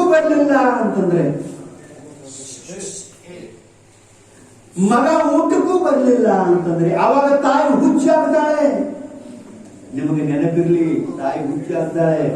ವಿಪರೀತ ಕಲ್ಪನಾ, ನನ್ನ ಮಗನಿಗೆ ಬಡದ್ನಿ, ನನ್ನ ಮಗ ಅಳ್ಕೋತ ಹೋದು ಜೀವಕ್ಕೆ ಏನಾರ ಮಾಡ್ಕೋತೇನೋ, ಎಲ್ಲಾರು ಊರು ಬಿಟ್ಟು ಹೋತೇನೋ, ನನ್ನ ಮಗ ಘಾತ ಮಾಡ್ಕೊಂಡೇನೋ ಅಂತ ಹೇಳಿ ವಿಪರೀತ ಕಲ್ಪನಾ ಮಾಡಿ ಹುಚ್ಚಾಗಿ ಊರು ತುಂಬ ಹುಡುಕ್ತಿರ್ತಾರೆ. ಯಾರು ಎದುರಿಗೆ ಬರ್ತಾರೆ, ಕಾಕ ಕಾಕ ನನ್ನ ಮಗನ್ ನೋಡಿದೇನು, ಸಿಟ್ಟು ಬಂತು ಅಂದ್ರೆ ಪೆಟ್ಟ ಬಡದ್ನಿ, ನನ್ನ ಮಗ 5-6 ತಾಸು ಆದ್ರೂ ಮನೆ ಬಿಟ್ಟು ಹೋಗಿ, ಚಿರವ ನನ್ನ ಮಗನ್ ನೋಡಿದೀನಿ, ಸಿಟ್ಟು ಬಂತು ಬಡದ್ನಿ, ನನ್ನ ಮಗ ಅಳ್ಕೋತ ಹೋಗ್ಬಿಟ್ಟು.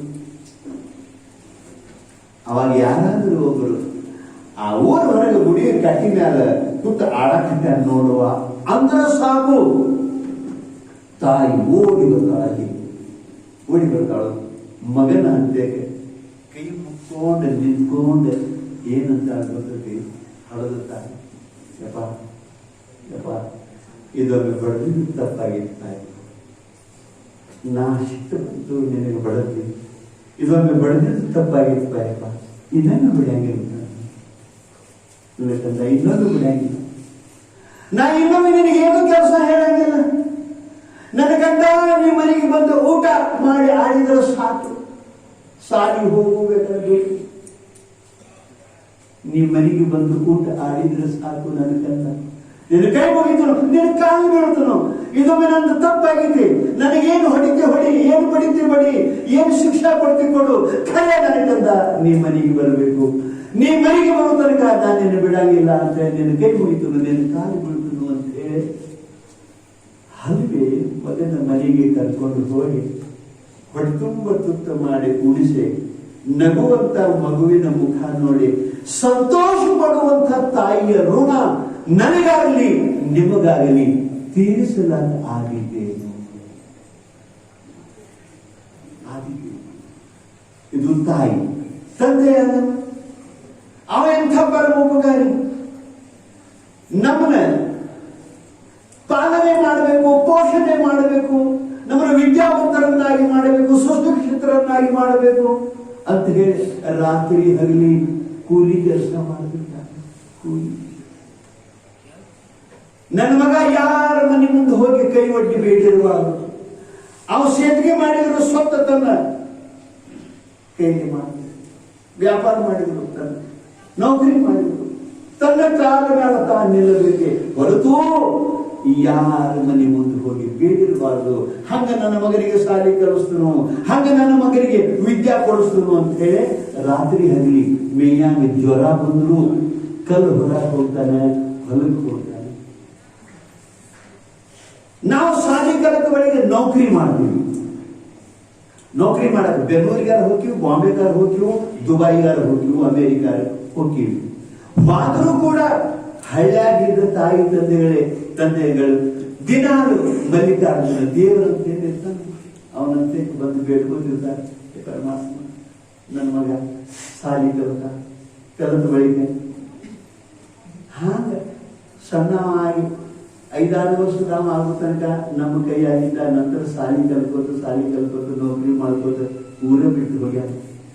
ನನ್ನ ಮಗ ಎಲ್ಲೇ ಇರಲಿ, ಹೇ ಮಲ್ಲಿಕಾರ್ಜುನ ಸುಖವಾಗಿ ಇರುವಂತೆ ಅನುಗ್ರಹ ಮಾಡಿ. ನನ್ನ ಮಗನಿಗೆ ಬರುವ ಕಷ್ಟಗಳೆಲ್ಲ ನಮಗೆ ಬರಲಿ.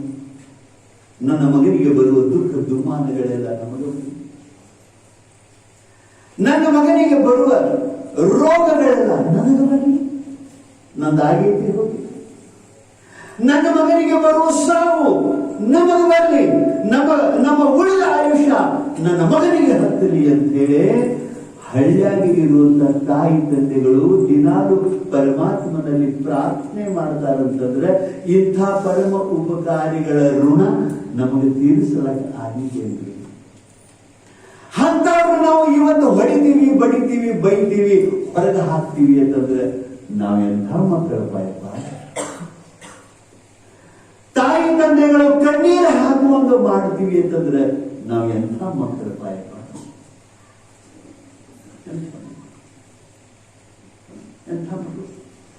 ನೀವು ಬೇಕಾದಷ್ಟ ಜಪ ತಪ ಮಾಡಿದ್ರು ತಾಯಿ ತಂದೆ ಮನಸ್ಸು ನೋವು ಮಾಡಿದ ಬಳಿಕ ನೀವು ಮಾಡಿದೆಲ್ಲ ವ್ಯರ್ಥ. ನೀವು ಏನ್ ಕಾಶಿಗೆ ಹೋಗ್ರಿ, ರಾಮೇಶ್ವರಕ್ಕೆ ಹೋಗ್ರಿ, ಹಜ್ ಯಾತ್ರಾ ಮಾಡ್ರಿ, ಎಲ್ಲಿ ಹೋಗ್ತೀರಿ ಹೋಗ್ರಿ. ನೀವು ಮನೆಯಾಗಿಂತ ಹೆತ್ತ ತಂದೆ ತಾಯಿಗಳ ಮನಸ್ಸನ್ನ ನೋವು ಮಾಡಿದ ಬಳಿಕ ನೀವು ಏನು ಮಾಡಿದ್ರು ಪರಮಾತ್ಮ ಎಂದೂ ಮೆಚ್ಚಂಗಿಲ್ಲ. ಈ ಮಾತು ನಾ ಹೇಳಂಗಿಲ್ಲ, ನಮ್ಮ ಹಿರಿಯರು ಹೇಳ್ಕೊಂಡು ಬಂದಾರೆ. ಅದನ್ನ ಕೇಳಿ ಪೀರ್ ಪೈಗಂಬರವರು ಹೇಳ್ಯಾರ, ಶರಣರು ಹೇಳ್ಯಾರ, ಪುರಂದರದಾಸರು ಹೇಳ್ತಾರೆ. ಪುರಂದರದಾಸರು ಬರೀತಾರೆ ಒಂದ್ ಕಡೆ, ಮಾತಾ ಪಿತರನ್ನು ಬಳಲಿಸುವ ಮಗ. ನೋಡಿ ಎಷ್ಟು ಮಾತು ಬಳಲಿಸುವುದು ಅಂತಂದ್ರೆ ಬೇಯುದು, ಬಡಿಯುದು, ಅಳಿಸುದು ಮಾಡ್ತಿರ್ತಾರಲ್ಲ. ಮಾತಾ ಪಿತರನ್ನು ಬಳಲಿಸುವ ಮಗ ಯಾತ್ರೆಯ ಮಾಡಿದರೇನು ಫಲ? ಘಾತಕತನವನ್ನು ಬಿಡದೆ ನಿರಂತರ ಭಗವದ್ಗೀತೆಯನ್ನು ಓದಿದರೇನು ಫಲ? ಕುಟಿಲವ ಬಿಡದಿಹ ಭುಜನರು ಮಂತ್ರದ ಪಠನೆಯ ಮಾಡಿದರೇನು ಫಲ? ಸಟೆಯನ್ನಾಡುವ ಮನುಜರು ಮನದಲ್ಲಿ ವಿಠಲನ ನೆನೆದರೆ ಏನು ಫಲ? ರಾಮನಾಮ ಜಪ ಜಪ, ತಾಯಿ ತಂದೆಗೆ ಧಪ ಧಪ. ರಾಮನಾಮ ಜಪ ಜಪ, ಮಂದಿ ಗಂಟೆ ಗಪ ಗಪ. ಇಂಥವರಿಗೆ ಮಲ್ಲಿಕಾರ್ಜುನ ಒಲಿತಾನ ಅಂತ ತಿಳ್ಕೊಂಡ್ರಿ, ಭಗವಂತ ಒಲಿತಾನ ಅಂತ ತಿಳ್ಕೊಂಡ್ರಿ, ಒಲಿಯಾಗಿಲ್ಲ ಹೂ ಅಂತಾನ.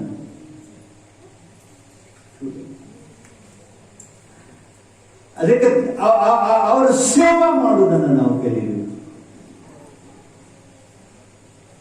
ಅವರ ಸೇವಾ ಮಾಡುವುದನ್ನು ಕಲಿಯಬೇಕು. ಪೈಗಂಬರ್ ಹೇಳ್ತಾರೆ, ಪೈಗಂಬರ್ ನೋಡಿ ಜಗತ್ತಿನ ಎಲ್ಲ ದಾರ್ಶನಿಕರು ಅವರಂತರ ಮಾಕೆ ಕದಮೋं के नीचे जन्नत है. ಜನ್ನತ್ ಅಂದ್ರೆ ಸ್ವರ್ಗ, ಸದ್ಗತಿ, ಮುಕ್ತಿ, ಕೈವಲ್ಯ. ಅದು ಏನೈತಿ ಅಂತ ಕೇಳಿದ್ರೆ ಪಾತಾಳದೊಳಗಿಲ್ಲದು ಸ್ವರ್ಗ, ಆಕಾಶದೊಳಗಿಲ್ಲ, ಯಾವ್ದಾರ ಒಂದು ಪರ್ವತದೊಳಗಿಲ್ಲದು ಸ್ವರ್ಗ. ಏನೈತಿ? ನಿನ್ನ ಹಡದ ತಾಯಿಯ ಪಾದದ ಕೆಳಗತಿ ಅಂತ. ಮತ್ತ ಅಪ್ಪನ ಪಾದದ ಕೆಳಗಲ್ಲಿಲ್ರಿ ಪೈಗಂಬರ್. सूक्ष्म मात केळी, मां के कदमों के नीचे जन्नत. अगर तुम जन्नत पाना चाहते हो तो माँ बाप की खिदमत करो, माँ बाप की दुआएं लो. माँ बाप की दुआ हर दर्द की दवा. और आशीर्वाद ಅಂತಂದ್ರೆ ನಿನ್ನ ಭವಿಷ್ಯ ಉದ್ಧಾರ ಆಗ್ತದೆ. ಅದಕ್ಕೆ ತಾಯಿ ತಂದೆ ಋಣ ತೀರಿಸಲಾಗಲ್ಲ. ಒಮ್ಮೆ ಗುರುಗಳು ಹಿಂಗ ಪ್ರವಚನ ಮಾಡುವಾಗ ಯಾವ ಎದ್ದು ನಿಂತು ಕೇಳಿದ್ರು. ಏನ್ ಕೇಳಿದ ಅಂತಂದ್ರೆ, ತೀರ್ಸಕ್ ಆಗಂಗಿಲ್ಲ ಅನ್ಬೇಡ್ರಿ, ತಾಯಿ ತಂದೆ ಋಣ ತೀರಿಸೋ ಸಲುವಾಗಿ ನಾ 10-11 ವರ್ಷ ಆತು ಕೆಲವೊಂದು ಸೇವಾ ಮಾಡಾಕಿದ್ದೀನಿ ಅಂತ. ನೀ ಏನ ಮಾಡಿದ್ರು ಹೆತ್ತವ್ರು ಋಣ ತೀರ್ಸಕ್ ಆಗಂಗಿಲ್ಲ ಅಂತ ಇವ್ರಂದ್ರು. ಆಗಂಗಿಲ್ಲ ಅಂದ್ರೆ ನಿಮಗ ಆಗತ್ತಿಲ್ಲ ನಾವು ನೋಡಿ ಅಂತ ಈ ಚಕ್ರಗಳು ಇರ್ತಾರೆ. ಆಗಂಗಿಲ್ಲ ಅಂದ್ರೆ ನಿಮಗ ಆಗತ್ತಿಲ್ಲ, ನಮ್ಮಂತ ಮಹಾನುಭಾವರಿಗೆ ಆಗಂಗಿಲ್ಲ. ಅವನು ಕರೆದರು ಸ್ಟೇಜ್ ಮೇಲೆ. ಇಲ್ಲಿ ಕೂತ ಮಂದಿಗೆ ನೀನ ಹೇಳು, ನಿನ್ನ ಹೆತ್ತವ್ರ ಋಣ ಏನು ಮಾಡಿ ಹೆಂಗ್ ತೀರಿಸ್ತಿ ಹೇಳು ಅಂತ.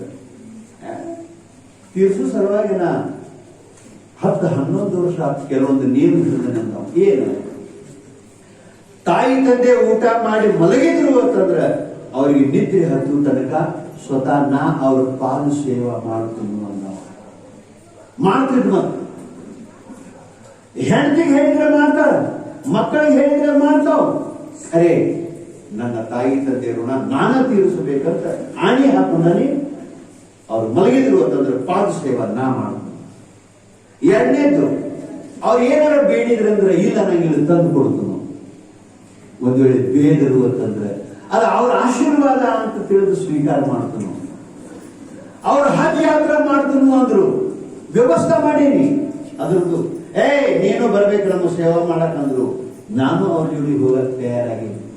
ಒಮ್ಮೆಲ್ಲ 2, 3, 4 ಸಲ ಅವ್ರಿಗೆ ಹಜ್ ಯಾತ್ರಾ ಮಾಡಿಸ್ಕೊಂಡು ಬರ್ತನು. ಇಷ್ಟರಿಂದ ಅವ್ರಿಗೆ ಸಂತೋಷ ಆಗಿ ಆಗತಿ, ಅವ್ರ ಋಣ ತೀರ್ತತಿ ಅಂದ.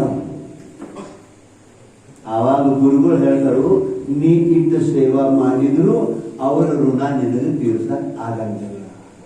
ಅದು ಹ್ಯಾಂಗ್ರಿ ಅಂದವ. ಹೇಳ್ತಾನೆ ಕೇಳಂದ್ರು, ನಿನ್ನ ತಾಯಿ ನಿನಗೆ ಹಡಿಯುವಾಗ, ಜನ್ಮ ಕೊಡುವಾಗ ಏನು ಪ್ರಸೂತಿ ವೇದನೆ ಹಡಿಯುವ ಬ್ಯಾನಿ ಏನು ಸಹನ ಮಾಡ್ಕೊಂಡಾಳಲ್ಲ, ಆ ಬ್ಯಾನಿ ಸಿಡ್ಲು ಬಡದಂಗಿರ್ತಾವ. ಅಂತ 10 ಬ್ಯಾನಿ 20 ಬ್ಯಾನಿ 2-3 ದಿವಸ ತನಕ ಏನು ಸಹನ ಮಾಡ್ಕೋತಾಳಲ್ಲ, ಆ ಎಲ್ಲಾ ಬ್ಯಾನಿಗಳ ಪೈಕಿ ಒಂದು ಬ್ಯಾನಿ ನಿನಗೆ ಹಡಿಯುವ ಸಂದರ್ಭದಲ್ಲಿ ಸಹನ ಮಾಡ್ಕೊಂಡಾಳ. ಒಂದು ಬ್ಯಾನಿ, ಆ ಒಂದು ಬ್ಯಾನಿ ಋಣನ ನೀ ಇಟ್ಟು ಸೇವಾ ಮಾಡಿದ್ರು ಒಂದು ಬ್ಯಾನಿ ಋಣ ನಿನಗೆ ತೀರ್ಸಕ್ಕಾಗಂಗಿಲ್ಲ.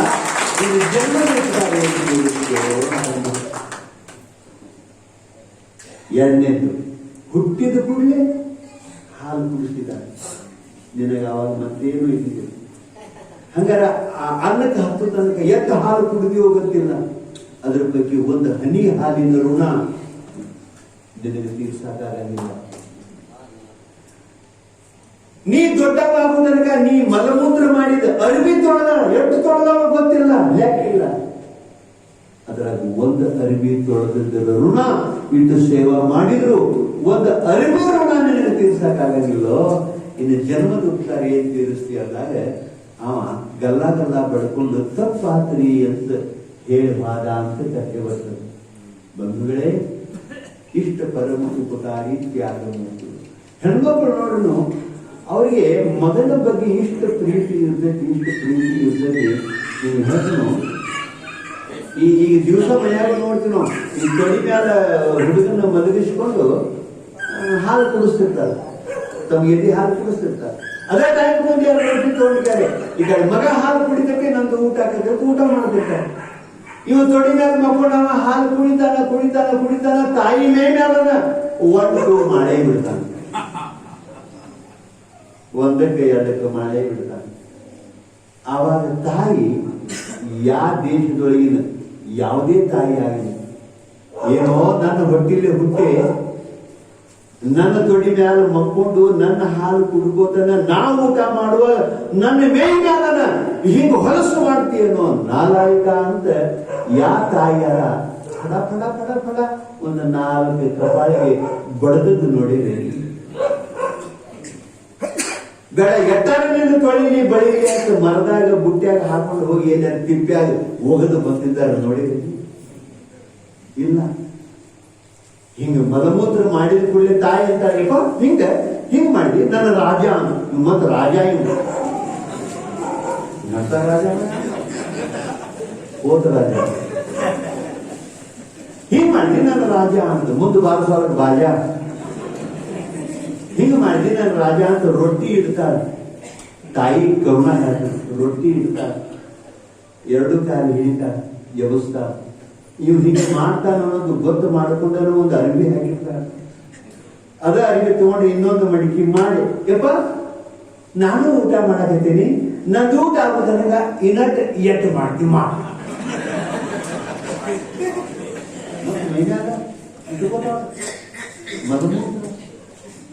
ಮತ್ತೆ ರೊಟ್ಟಿ ತಗೋತಾಳು, ಮತ್ತೆ ಊಟ ಮಾಡ್ತಿರ್ತಾಳು, ಮತ್ತೆ ತಾಳು ಮಾಡತಾನೆ.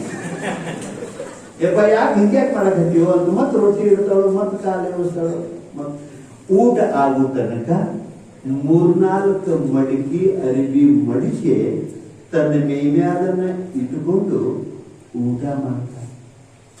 ಮಗನ ದುರ್ಗಂಧ ದುರ್ವಾಸನೆ ಕುಡ್ಕೋತನ ಊಟ ಮಾಡ್ತಾನೆ.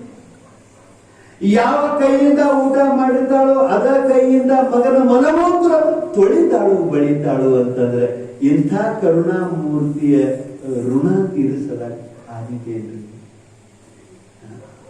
ಮತ್ತೆ ಇಟ್ಟು ಕೆಲಸ ಅವು ಏನು ಮಾಡ್ತಾಳ, ಅಪ್ಪ ಮಾಡ್ತಾನಂದ್ರೆ ಇವು ಬರೀ ಗಪ್ಪ ಇರ್ತಾನೆ. ಈ ಮಕ್ಕಳು ಒಮ್ಮೆ ರಾತ್ರಿ ಅಳ್ದಿರ್ತಾವ ನೋಡಿ, ಅಳ್ದಿರ್ತಾವ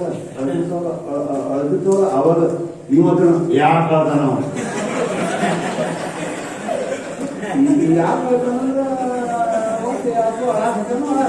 ಅದೇ ಯಾಕೆ ಅಳ್ತಾನ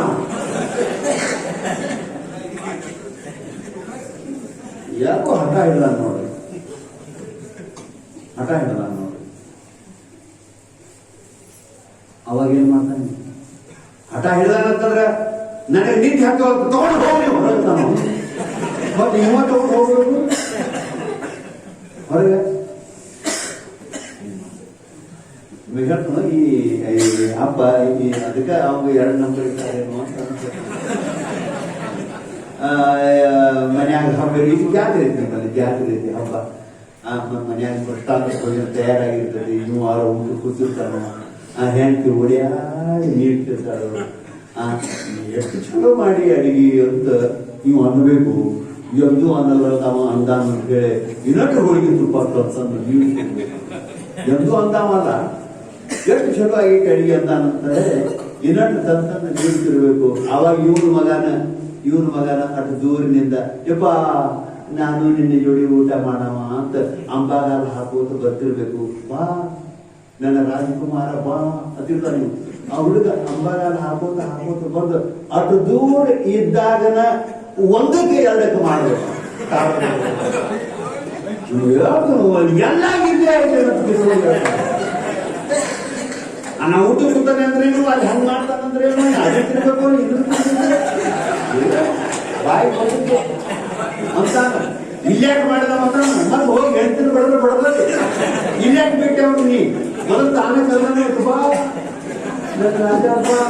ಹಿಂಗ್ ಮಾಡಿದ್ಕೊಳ್ಳಿ ಅವನ್ಯಾಕೆ ಬಿಟ್ಟಿನಿ ಅಂತ ಹೋಗಿ ಹೇಳ್ತೀನಿ ಬಡದ ಮತ್ತು ಅವ್ರು ಹೇಳ್ತೀನಿ ಬಡಿಯಕ್ ಆಗಂಗಿಲ್ರಿ. ತಾನ ಗಾಡಿ ಹಾಗೆ ಇಲ್ಲ ತಾನು ತಗೊಂಡು ನಾನ ಮಾರಿ ಬಡ್ಕೊಂಡು ಎಲ್ಲಾರು ಹೋಗ್ಲಾರ್ದು ಬಾ. ಅದಕ್ಕೆ ಇವಾಗ ಈ 2ನೇ ನಂಬರ್ ಇಟ್ಟಾರ. 2ನೇ ನಂಬರ್ ಇಟ್ಟಾರ ಸುಮಾರಲ್ಲ. ಮತ್ತೆ ಎಲ್ಲಿ ಕಿರಿಕಿರಿ ನೀವು ಬಹಳ ಸುಮ್ಮ ನೀವು ಅಂದಿದ್ದೆ ನಗಲಿ ಅಂತ ಹೇಳಿದ್ದೆ. ತಾಯಿ ತಂದೆಯ ಋಣ ತೀರ್ಸಕ್ ಆಗಂಗಿಲ್ಲ. ನೆನಪು सेवा मारो सेवा. पैगंबर कहता अगर तुम्हारे माँ बाप जिंदा है तो तुम खुश नसीब समझो. ನಿನ್ನ ಹಡದ ತಾಯಿ ತಂದೆ ಜೀವಂತ ಇದ್ರು ಅಂದ್ರೆ ನಿನಗೆ ಇಲ್ಲಿ ತನಕ ಸೇವಾ ಮಾಡಲಿಲ್ಲ ಅಂದ್ರು ಇನ್ನು ನನ್ನ ತರ ಮಾಡಕ್ ಅವಕಾಶ ಸಿಗ್ತತಿ. ನೀವು ಭಾಗ್ಯವಂತ ಅಂತೀವಿ. ಒಂದ್ ವೇಳೆ ಅವರು ತೀರ್ಕೊಂಡು ಹೋಗಿದ್ರು ಆವಾಗ ನನಗೆ ಬುದ್ಧಿ ಬಂದಿತ್ತು ಅಂತಂದ್ರೆ ಅವರ ಹೆಸರಲ್ಲೇ ಪುಣ್ಯತಿಥಿ ಮಾಡು, ದಾನ ಧರ್ಮ ಅವ್ರ ಹೆಸರು ತಾಯಿ ತಂದೆ ಸ್ಮರಣಾರ್ಥ ನೀವು ಕೊಟ್ಟಿಪ್ಪ ಅಂತ ಅದು ಪುಣ್ಯ ಸಲ್ತದೆ.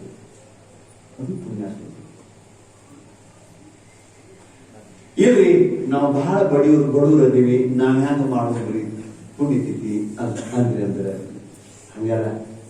ಬಡವರಿಗೂ ಕೂಡ ಪುಣ್ಯತಿಥಿ ಮಾಡಕ್ ಬರ್ತತಿ. ಹೆಂಗಂದ್ರೆ ತಾಯಿ ತಂದೆ ಪುಣ್ಯತಿಥಿ ದಿವಸ ನೀವು ಮನ್ಯಾನವ್ರೆಲ್ಲಾರು ದುಡ್ಕೊಂಡು 108 ಸಲ ಓಂ ನಮಃ ಶಿವಾಯ ಅಂದು, ಹೇ ಪರಮಾತ್ಮ ನಾವು ಇಲ್ಲಿ ತನಕ ಎಲ್ಲಾರು ಕೂಡ ಏನು ನಾಮಸ್ಮರಣೆ ಮಾಡಿವಿ, ನಮ್ಮ ತಾಯಿ ತಂದೆ ಆತ್ಮಕ್ಕೆ ಇವನ್ನ ನಾವು ಸಮರ್ಪಣೆ ಮಾಡ್ತೀವಿ.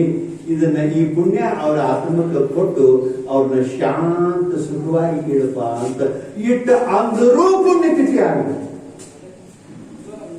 ಇಟ್ಟು ಅಂದ್ರು ಮತ್ತು ಅನುಕೂಲ ಇದ್ದವರು ಇದ ಪಾಡಾಕಂತ ಇಷ್ಟ ಮಾಡ್ಕೊಂಡು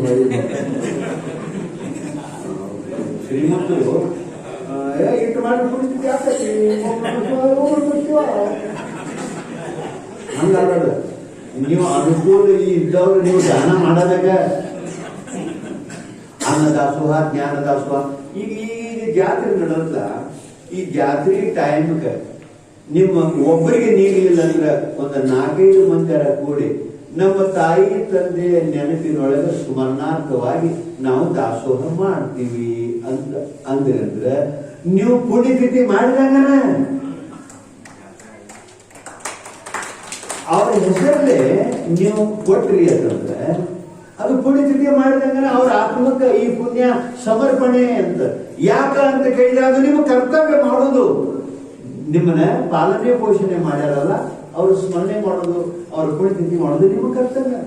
ನಿಮಗೆ 100 ಎಕರೆ 10 ಎಕರೆ 20 ಎಕರೆ ಸಾವಿರಾರು ಎಕರೆ ಜಮೀನ ನಿಮ್ಮ ಹೆಸರಲ್ಲಿ ಬರೆದಿಟ್ಟು ಸಂತೋಷದಿಂದ ಕಣ್ಣು ಮುಚ್ತಾರಲ್ಲ ಅವ್ರ ಋಣ ತೀರ್ಸಕ್ಕಾಗಿದೆ. ಹೊಲ ಮನೆ ನಿಮ್ಮ ಹೆಸರಲ್ಲೇ ಬರೆದಿಟ್ಟು ನೀವು ನೋಡಲಿ ಬೇಕಾದ್ರೆ ಬಿಡಲಿ, ನೀವು ನೆನೆಸಲಿ ಬೇಕಾದ್ರೆ ಬಿಡಲಿ, ನಿಮ್ಮ ಹೆಸರಲ್ಲೇ ಬರೆದಿಟ್ಟು ಕಣ್ಣು ಮುಚ್ತಾರಲ್ಲ ಅವ್ರ ಪುಣ್ಯತಿಥಿಯನ್ನು ನೀವು ಮಾಡಲಿಲ್ಲ ಅಂತಂದ್ರೆ ಎಂಥ ಪಾಪಿಗಳು ಅಂತ ಶಾಸ್ತ್ರಗಳು ಬರ್ತಾವ. ಅದಕ್ಕೆ ತಾಯಿ ತಂದೆಯನ್ನು ತೀರಿಸಲಾಗಂಗಿಲ್ಲ. ನೆನಪಿನಲ್ಲಿ ಮೂರನೇದು ಯಾರು? ಗುರುವಿನ. ಪ್ರತಿಯೊಂದು ಧರ್ಮದೊಳಗೆ ಧರ್ಮ ಗುರುಗಳು ಅಂತಿರ್ತಾರೆ, ದೀಕ್ಷಾ ಕೊಡೋರಿರ್ತಾರೆ. ಆ ಗುರುವಿನ ಋಣ ನಿಮಗೆ ತೀರ್ಸಕ್ಕಾಗಲ್ಲ. ಧರ್ಮದ ದೀಕ್ಷಾ ಮುಕ್ತಿಯ ಮಾರ್ಗವನ್ನು ತೋರಿಸ್ತಿರ್ತಾನೆ ಗುರು. ತಾಯಿ ತಂದೆ ಭೌತಿಕ ಸಂಪತ್ತು ಕೊಟ್ಟರೆ ಅವನು ನಿಮಗೆ ಜ್ಞಾನದ ಸಂಪತ್ತು ಕೊಡ್ತಾನೆ ಗುರು. ಪುಣ್ಯದ ಸಂಪತ್ತು ಕೊಡ್ತಾನೆ ಗುರು. ಅರಿವಿನ ಸಂಪತ್ತು ಕೊಡ್ತಾನೆ ನಿಮಗೆ ಗುರು. ನಗುರೋರ ಅಧಿಕಂ ಅಂತ ಶಾಸ್ತ್ರಗಳು ಹೇಳ್ತಾವ. ಗುರುವಿನಿಗಿಂತಲೂ ಅಧಿಕಾರಿ ಯಾರಿಲ್ಲ ಅಂತ. ಅಂತಹ ಗುರುವಿನ ಋಣ ನಿಮಗೆ ತೀರಿಸಲ ಆಗಿದೆ. ಅಕ್ಕ ಮಹಾದೇವಿ ಚಂದ ಹೇಳ್ತಾರೆ, ಗುರುವಿನ ಉಪಕಾರ ಸ್ಮರಣೆ ಮಾಡ್ತಾರೆ. ನರಜನ್ಮವ ತೊಡೆದು ಹರಜನ್ಮವ ಮಾಡಿದ ಗುರುವೇ, ಭವಬಂಧನವ ಬಿಡಿಸಿ ಪರಮ ಸುಖವ ತೋರಿದ ಗುರುವೇ, ಭವಿ ಎಂಬುದು ಬಿಡಿಸಿ ಭಕ್ತೆಯೆಂದೆನಿಸಿದ ಗುರುವೇ, ಚನ್ನಮಲ್ಲಿಕಾರ್ಜುನನ ತಂದು ಎನ್ನ ಕೈವಶಕ್ಕೆ ಕೊಟ್ಟ ಗುರುವೇ ನಮೋ ನಮಃ. ಗುರು ನಿಮಗೆ ಭೋಗನು ಅಂದ್ರೆ ನಿಮಗೆ ಭೋಗ ಭಾಗ್ಯ ಸಿರಿ ಸಂಪತ್ತನ್ನು ಕೊಡ್ತಾನೋ, ಮುಕ್ತಿನೂ ಕೊಡ್ತಾನೆ. ಅಂತ ತಾಕತ್ ಅವನಂತೆ ಇರ್ತದೆ. ನಿಮಗೆ ಬೇಕಾದ್ರೆ ಒಂದು ಉದಾಹರಣೆ ಹೇಳ. ನೀವು ನವಲಗುಂದದ ನಾಗಲಿಂಗಪ್ಪನ ಹೆಸರು ಕೇಳಿರಲ್ಲ. ನವಲಗುಂದದ ನಾಗಲಿಂಗಪ್ಪ ಬಹಳ ಅದ್ಭುತ ಮನುಷ್ಯ. ಅವಧೂತ ಜಗದ್ಗುರು.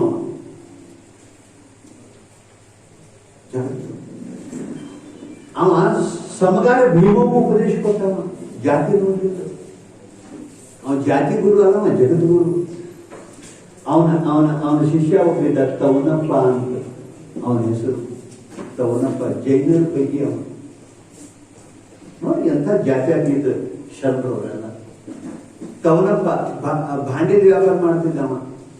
ಇದೇ ಬದಾಮಿ ಬನಶಂಕರಿ ಜಾತ್ರೆಗೆ ಅಗ್ಗದ ಕಾಲದೊಳಗೆ 1 ಲಕ್ಷ ರೂಪಾಯಿ ಬಂಡವಾಳ ಹಾಕಿ ಬದಾಮಿ ಬನಶಂಕರಿ ಜಾತ್ರೆಗೆ ಅಂಗಡಿ ತಂದಿದ್ದು ತವನಪ್ಪ. ಅವನ ಗುರು ಅಡ್ಡಾಡ್ಕೊಂಡು ಹೋದ್ರೆ ಬದಾಮಿಗೆ ಬಂದ. ಬನಶಂಕರಿ ಗುಡಿ ಬಿಡ್ತಿದ್ದ ಅವನು ನಾಗಲಿಂಗಪ್ಪ. ಎಡಕ್ಕೆ ಬದಕ್ಕೆ ಮಿಠಾಯಿ ಅಂಗಡಿ, ಬಳಿ ಅಂಗಡಿ, ಭಾಂಡೆ ಅಂಗಡಿ ಇದ್ದು ನೋಡ್ಕೊತ ಹೋಗುವಾಗ ಭಾಂಡೆದ ಅಂಗಡಿಯಾಗ ತವನಪ್ಪ ಕೂತಿದ್ದು ನೋಡಿದ. ಅವನ ಶಿಷ್ಯನ ಅವ ಮಾತಾಡ್ತಾನ. ಅರೇ ತವನಪ್ಪ, ನೀನು ಬದಾಮಿ ಬನಶಂಕರಿ ಜಾತ್ರೆಗೆ ಭಾಂಡೆದ ಅಂಗಡಿ ತಂದೇನೋ ಅಂತ ಮಾತಾಡ್ತಿದ್ದ. ಗುರುವಿನ ವಾಕ್ಯ ಕಿವಿಗೆ ಬೀಳುದಂತಲ್ಲ. ಅಂಗಡಿಯಾಗಿಂದ ಎದ್ದು ಓಡಿ ಬರ್ತಾನು. ದಾರ್ಯಾಗ ಮಂದಿ ಉಗುಳ್ಯಾಗ ಅನ್ನೋದು ಖಬರಿಲ್ಲ. ನಮ್ಮಪ್ಪ ಬಂದಾನಂತ ದಂಡ ಹೊತ್ತು ನಮಸ್ಕಾರ ಹಾಕ್ತಾನು.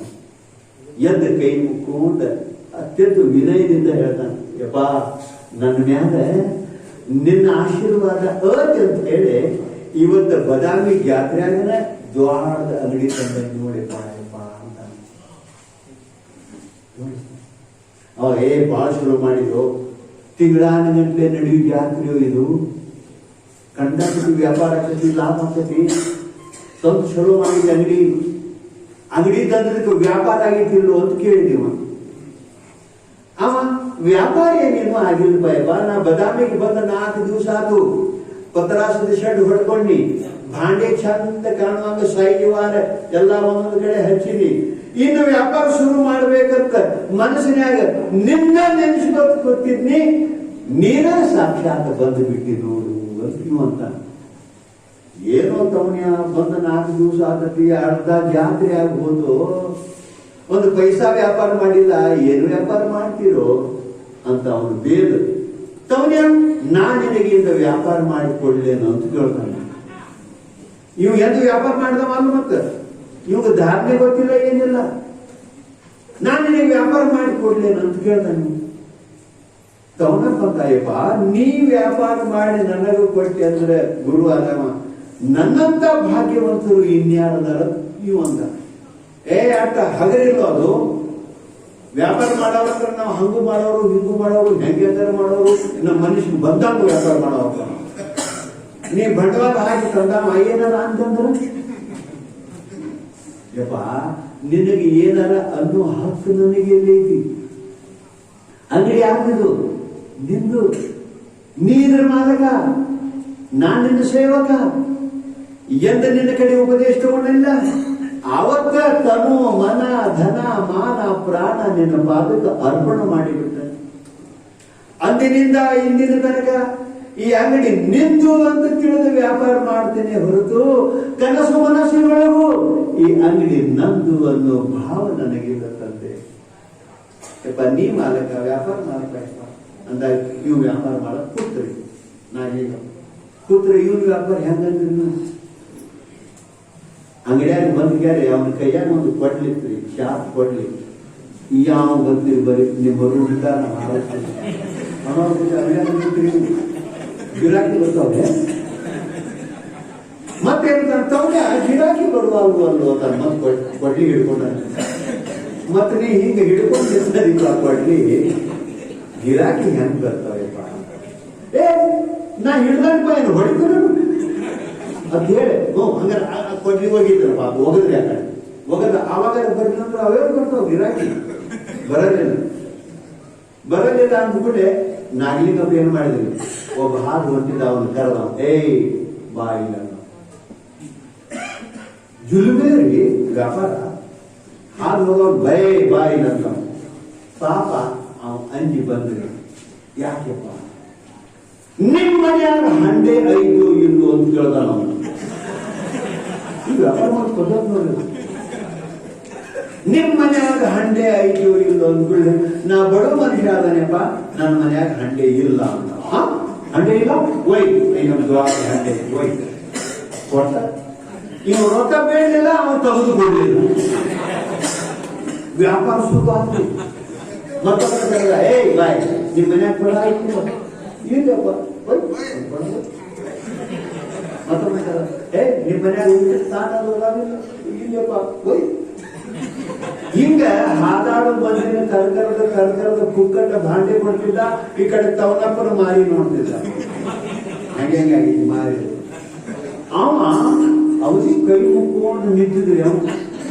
ಅವ್ ಕೈ ಮುಕ್ಕೊಂಡು ನಿಂತಾಗ ಬರ್ರಿ ಈಗ ಚಾನ್ಸ್ ಐತಿ, ಹೋಗಿ ಬರ್ರಿ ನೀವು ಕಂಡಿದ್ದ. ನಿಮ್ಗೆ ಹೇಳ್ತಾರೆ, ಕೈ ಮಾಡಿ ಕರ್ಕರ್ದ ಕುಕ್ಕಟ್ಟ ಭಾಂಡೆ ಕೊಡ್ತಿದ್ದ. ತವನೇ ಹೆಂಗಂತ ನಿಮ್ಮ ವ್ಯಾಪಾರ, ಹೆಂಗೈತಿ ನನ್ನ ವ್ಯಾಪಾರ ಅಂತ ಅವನು ಕೇಳ್ತಿದ್ದ. ಹೆಂಗೈತಿ ನನ್ನ ವ್ಯಾಪಾರ ಅವಂದ. ಖರೆ ಹೇಳ್ತಾನಪ್ಪ, ಯಪ್ಪ ನಿನ್ನಂಗ ವ್ಯಾಪಾರ ಮಾಡಾಕ ಬ್ರಹ್ಮಗೂ ಬರಂಗಿಲ್ಲ. ಅವ ಹಂಗ ಅನ್ನೋದಕ್ಕ ಮಂದಿನ ಕರೆದ ಭಾಂಡೆ ಕೊಡ್ತಿದ್ದ. ಒಂದು ತಾಸಿನ್ಯಾಗ ಅಂಗಡಿ ಸಪಾಟ್ ಖಾಲಿ ಕಪಾಟ್. ಒಂದು ಶಬ್ದ ಉಳಿದ, ಒಂದು ವಾಟಕ ಉಳಿಲಿಲ್ಲ. ಎಲ್ಲ ಮುಗಿತು. ಮುಗಿದ ಒಳಗೆ ಮತ್ತೆ ತವನ್ಯ, ನೀವು ವ್ಯಾಪಾರ ಆದ್ರೂ ಚಿಂತೆ ಮಾಡ್ತಿದ್ದಿ, ವ್ಯಾಪಾರ ಆಗ್ಲಿಲ್ಲ ಅಂದ್ರೂ ಚಿಂತೆ ಮಾಡ್ತಿದ್ದಿ. ಒಂದು ತಾಸನ್ಯಾಗ ನಿನ್ನ ಚಿಂತಿನ ಕಡಿಯಾಕ ಮಾಡ್ತೀನಿ. ಅವನ್ ಅನ್ಬೇಕ್ರಿ, ನನ್ನ ಚಿಂತೆ ಗುರು ಆದವ ನೀ ಕಡಿಯಾಕ ಮಾಡ್ಲಿಲ್ಲ ಅಂದ್ರೆ ಇನ್ನು ಮಾಡೋರು ಯಾರು? ಏನು ಅವು ಮಾಡ್ತಾಳೆ, ಏನು ಅಪ್ ಮಾಡ್ತಾನೆ, ಗುರುನೇ ಮಾಡ್ಬೇಕು. ಅದು ಅವನ ಮಾತುಗಳು ಇವೆಲ್ಲ ತಿಳಿಯವರಿಗೇನು ತಿಳಿದವರಿಗೆ ಇಷ್ಟ ಆಗ್ತಲ್ಲ. ಒಬ್ಬ ಮುಪ್ಪಾನ ಮುದುಕ ಬದಾಮಿ ಜಾತ್ರೆಯಲ್ಲಿ ಥಂಡಿರ್ತೈತಿ, ಹಸಿ ಪಂಚೆ ಉಟ್ಕೊಂಡಿದ್ದಾರೆ. ಬನಶಂಕರಿ ಗುಡಿಗೆ ಹೊಂಟಿದ್ದಾವ, ಶಂಕರಿ ಬನಶಂಕರಿ ಅನ್ಕೊಂಡ ಆ ಮುದುಕನ ಕರೆದು ಪಾಪ ಮುದುಕ ಮನುಷ್ಯ ಹಸಿ ಪಂಚೆ ಉಟ್ಕೊಂಡಿದ್ದಾರೆ. ಹೊಂಟಾನಂದ್ರೇನು, ನೀ ಹರೇದಾಮಾಗಿ ಉಲನ್ನು ಕೋಟ್ ಹಾಕೊಂಡು ನನ್ನ ಮುಂದೆ ನಿಂತಿ ಅಂದ್ರೆ ಏನೇನು ತಂದು ಕಾಣಂಗಿಲ್ಲ, ನಡಿಗೆ ಸಾಯ್ತಾನು. ಮೇಯಾಗಿನ ಕೋಟ್ ಕಳೆದು ಕೊಡಂದ್ರಿ, ಕೋಟು ಹೋತ ಮತ್ತೊಬ್ಬರ ಕಾಲ ಅವನ ಮೇಯಾಗ ಹಂಗೆ ಹರಿದತಿ, ನಿನ್ನ ಮೇಯಾಗ ಹೋಗ್ತಾದತಿ, ಕಳೆದು ಕೊಡಂದ್ರಿ ಹೋಟ ದೋತ್ರ ಒಂದು ಉಳಿದಿದ್ರಿ. ಅವನಾರ ಬಿಡಬೇಕು ತವನ್ಯ ಮರ್ಯಾದೆ ಮುಚ್ಕೊಳಕ್ಕೆ ಇಟ್ಯಾಕದು ಆಡೋದು ಧೋತ್ರ ಬೇಕು, ಒಂದು ಲಂಗೋಟಿ ಆದ್ರೂ ನಡೀತೈತಿ ಅಂತ ಹೇಳಿ ಏನ್ ಮಾಡಿದ್ರಿ, ಧೋತ್ರ ಕಳೆದತ್ತಾ ಈ ಲಂಗೋಟಿ ಹಚ್ಕೋ ಅಂದ. ಮೂಯಪ್ಪ ಅಂದ್ರಿ ಲಂಗೋಟಿ ಹಚ್ಕೊಂಡ ಧೋತ್ರ ಕಳೆದು ಕೊಟ್ಟ. ನಾಗ್ಲಿಂಗಪ್ಪ ಧೋತ್ರ ತಗೊಂಡ ನಡಬಾರ್ಕ ಹಳದಿ ತುಣಕ್ ಮಾಡಿದ. ಇದೊಂದು ಅರ್ಬಿ ತುಣಕ್ ತಗೊಂಡ 4 ಮೂಲಿ ಗಂಟು ಹಾಕಿದ. ಇದೊಂದು ಅರ್ಬಿ ತುಣಕ್ ತಗೊಂಡ 4 ಮೂಲಿ ಗಂಟು ಹಾಕಿದ. ಯಾರು ದೊಡ್ಡ ಜೋಳಿಗೆ ಅದು ತವನ್ಯ, ನಿನ್ನ ಒಂದು ಜೋಳಿಗೆ, ನನ್ನ ಒಂದು ಜೋಳಿಗೆ, ಅಡ್ಡಾಡಿದವರು ನೋಡಿ ಹೋಳಿಗೆ. ಒಬ್ಬ ಲಕ್ಷಾಪತಿನ ತಾಸಿನ್ಯಾಗ ಭಿಕ್ಷಾಪತಿನ ಮಾಡಿ ಭಿಕ್ಷಾ ಬೇಡ ಕರ್ಕೊಂಡು ಹೋಗ್ತಾನಂದ್ರೆ ಗುರುವರ ಹೆಂಗಿರ್ಬೇಕು, ಶಿಷ್ಯರ ಹೆಂಗಿರ್ಬೇಕು. ಇಬ್ಬರು ಹಾಕ್ರಿ ಯಾವ್ಯಾವ ಭಿಕ್ಷಾ ಬೇಡ್ಕೊಂಡು ಬಂದ್ರು. ಬನಶಂಕರಿ ಗುಡಿ ಮಗ್ಗಲಿಗೆ ಒಂದು ಸರಸ್ವತಿ ಹಾಲ್ ಅಂತ ಐತಿ ನೋಡ್ರಿ, ಸಾಣದು. ಇಬ್ಬರು ಜಳಕ ಮಾಡಿದ್ರು. ಮತ್ತ ನಾಗಲಿಂಗಪ್ಪ ತವನ್ಯ 2 ಜೋಳಿಗೆ ಆಗಿನ ಪ್ರಸಾದ ನಾವು ತಗೊಂಡ್ ಬಾ. ಹೋಗಪ್ಪ ಹೋಗಿ ನೋಡ್ತಾನರಿ, ಈ 2 ಜೋಳಿಗೆ ಅನ್ನ ಇಲ್ಲ. ಯಪ್ಪ ಇಲ್ಲಿ ತನಕ ಕಷ್ಟಪಟ್ಟು ಭಿಕ್ಷಾ ಬೇಡಿ ತಂದ ಅನ್ನ ಎಲ್ಲ ಜೋಳಿ ಆಗಿಲ್ಲ. ನಾ ಮತ್ತು ಭಿಕ್ಷಾ ಬೇಡಿ ತರ್ತನು, ನೀ ಎಲ್ಲಿ ಹೋಗ ಅವತ್ತಿದ್ದ. ಮತ್ತೆಲ್ಲಿ ಹೋಗ್ತೀಯೋ, ಭಿಕ್ಷಾ ಬೇಡಿ ತಂದ ಅನ್ನೆಲ್ಲ ಎಲ್ಲಿ ಹೋಗಿ ಏನಾಯ್ತು ಯಪ್ಪ, ಅದನ್ನೇನ್ ಮಾಡ್ತೀವಿ ಬಿಡು, ನಾ ಮತ್ತೆ ತರ್ತನು. ಮತ್ತೇನ್ ತರ್ತೀಯೋ, ಇಬ್ರು ಕೂಡ ತಂದಿದ್ದೀವಿ, 2 ಜೋಳಿಗೆ ತುಂಬಾ ಅನ್ನ ಎಲ್ಲಿ ಹೋತು, ಏನಾತು ಅಂತಂದ್ರೆ ಏನ್ ಹೇಳಪ್ಪ, 2 ಜೋಳಿಗೆ ಅನ್ನ ಎಲ್ಲ ಬಂಗಾರ ಆಗಿ ಕೂತತಿ. ಇದು ಅನ್ನ ಹೋಗಿ ಬಂಗಾರ ಆಗಿ ಕೂತೈತಿ ಬಾಯಪ್ಪ. ಇದು ಉಣಾಕ್ ಬರಂಗಿಲ್ಲ, ತಿನ್ನಾಕ್ ಬರಂಗಿಲ್ಲ. ಮತ್ತ ನಾ ರೊಟ್ಟಿ ತರ್ತನು ಮತ್ತಿದ್ದ, ಮತ್ತೇನ್ ತರ್ತೀನಿದ್ರು ಅನ್ನ ಬಂಗಾರ ಆಗಿದ್ದಲ್ಲ. ಅನ್ನ ಬಂಗಾರ ಆಗಿಲ್ಲ, ಅನ್ನ ಬಂಗಾರ ಆಗಿಲ್ಲೋ ತವನಿಯ, ಅನ್ನ ಬಂಗಾರ ಆಗಿಲ್ಲೋ, ನಿನ್ನ ಭಾವ ಬಂಗಾರ ಆಗೈತಿ. ನಿನ್ನ ಭಾವ ಬಂಗಾರ ಆಗೈತಿ, ಅದಕ್ಕೆ ಅನ್ನ ಬಂಗಾರ ಆಗೈತಿ. ತವನಪ್ಪ, ನೀ ನನ್ನ ಮ್ಯಾಲ ನಂಬಿಕೆ ಎಷ್ಟಿಟ್ಟಿ ಅಂತ ಪರೀಕ್ಷೆ ಮಾಡಾಕ ನಾ ಬಂದ, ನಾ ಸೋತ್ರಿ, ನೀ ಗೆದ್ದೆ ನೋಡು ಅಂತ. ನಿನ್ನ ಅಂಗಡಿ ಲೂಟ ಮಾಡಿದ್ರು ನನ್ನ ಮ್ಯಾಗಿನ ನಂಬಿಕೆ ಕಡಿಮೆ ಆಗಲಿಲ್ಲ, ನಿನ್ನ ಬದಲಿ ಮಾಡಿದ್ರು ಕಡಿಮೆ ಆಗಲಿಲ್ಲ. ತವನಪ್ಪ, ಈ ಬಂಗಾರದಂತ ಏನು ಭಕ್ತಿ ಭಾವ ಇದೆಯಲ್ಲ, ಅದಕ್ಕೆ ಅನ್ನ ಬಂಗಾರ ನೋಡಿ. ನಾ ಮತ್ತೆ ಎಲ್ಲಾರ ಉಳಿತನು, ಇದನ್ನು ತಗೊಂಡು ಹೋಗು, ನಿನಗೆ ಹೆಂಡತಿ ಮಕ್ಕಳು ಅದಾವು. ಗುರು ಹೋಗಿ ಬಿಡ್ತಾನೆ. ಅವಾಗ ತವನಪ್ಪ ಅಂತಾನಯ್ಯಪ್ಪ, ನಂಬಿದ ಭಕ್ತನಿಗೆ ಶಿಷ್ಯನಿಗೆ ಗುರು ಸಂಪತ್ತನ್ನು ಕೊಡ್ತಾನೋ ಮುಕ್ತಿನೂ ಕೊಡ್ತಾನೋ ಅಂತ ಕೇಳಿದ್ನಿ. ಆ ಮಾತು ಖರೆ ಮಾಡಿ ತೋರಿಸಿದೆಯಲ್ಲ ಅಂತ ಹೇಳಿ ನಿನ್ನ ಋಣ ನಾ ಹೆಂಗ ತೀರಿಸ್ತೀನಿ? ನಾ ಸಾಯು ತನಕ ವ್ಯಾಪಾರ ಮಾಡಿದ್ರು ಇಟ್ಟು ಗಳಿಸ್ತಿದ್ದೀನಿ, ಅಷ್ಟು ಸಂಪತ್ತು ಕೊಡ್ತೀನಿ, ನನಗೆ ಮುಕ್ತಿ ಕೊಡ್ತೀನಿ. ನಿನ್ನ ಋಣ ಹೆಂಗ ತೀರಿಸ್ತೀನಿ? ಅನ್ಕೋತ ಮನೆಗೆ ವಾದ ಅಂತ ಬರ್ತದೆ. ಇದು ಗುರುವಿನ ಋಣ. ಗುರು ಆಗ ಅಟ್ಟ ಇದ್ದ, ಈಗ ಇಲ್ಲ ಅಂದ್ರೆ ಈಗೂ ಕೂಡ ನಿಮಗೆ ನಂಬಿಕೆ ಇತ್ತು ಅಂತಂದ್ರೆ ಅಂತ ಗುರು ಸಿಗುತ್ತಾನು, ಭೋಗ ಮೋಕ್ಷ ನಿಮಗಿಸ್ಬೇಕು ಗುರುವಿನ. ಆ ಬಳಿಕ ಸಮಾಜದೊಳಗೆ ಒಬ್ಬರನ್ನು ಬಿಟ್ಟು ಒಬ್ಬರು ಬದುಕಾಗಂಗಿಲ್ಲ. ಎಲ್ಲರೂ ಕೂಡಿ ಇರಬೇಕು. ನಾವು ಯಾವ ಜಾತಿಯವರೇ ಇರಲಿ, ಯಾವ ಧರ್ಮದವರೇ ಇರಲಿ, ಒಂದೇ ಕುಟುಂಬದ ಮಕ್ಕಳಂತೆ ಕೂಡಿ ಬದುಕಬೇಕು. 5ನೇ ಋಣ ಅಂತಂದ್ರೆ ನಿಸರ್ಗದ ಋಣ. ಗಿಡ ಗಂಟಿ ನಾವು ಬಿಟ್ಟು ಹೊಲಸು ವಾಯು ಅವು ತಗೋತಾವು, ನಮಗೆ ಬೇಕಾದ ಪ್ರಾಣವಾಯು ಆಕ್ಸಿಜನ್ ಅವು ನಮಗೆ ಕೊಡ್ತಾವ. ಆಕಳ ಎಮ್ಮಿ ಹಾಲು ಕೊಡ್ತಾವ, ಮುಸುರಿ ತಿಂತಾವ, ಬೇಡ ಅಡವ್ಯಾಗ ಹೋಗಿ ಮೇವು ತಿಂದು ಬಂದು ನಿಮಗೆ ಹಾಲು ಕೊಡ್ತಾವ. ಮಣ್ಣಾಗಿನ ಹುಳ ಗೊಬ್ಬರ ಆಗಿ ನಿಮ್ಮ ಬೆಳೆ ರಕ್ಷಣೆ ಮಾಡಿ ನಿಸರ್ಗ ತೀರ್ಸಕ್ಕಾಗಲ್ಲ. ಅದಕ್ಕೆ ಯಾರು ನೆನಪಿನಲ್ಲಿ ಇಟ್ಕೋತೀರಿ ಅವರು ಉದ್ಧಾರ ಆಗ್ತೀರಿ. ಯಾರು ಮರೆತ ನಡೀತೀರಿ ಇಟ್ಟು ಹೇಳ ನಾನ ಮರೆತರು ನಾನು ಹಾಳಾಗಿ ಹೋಗ್ತೀನಿ.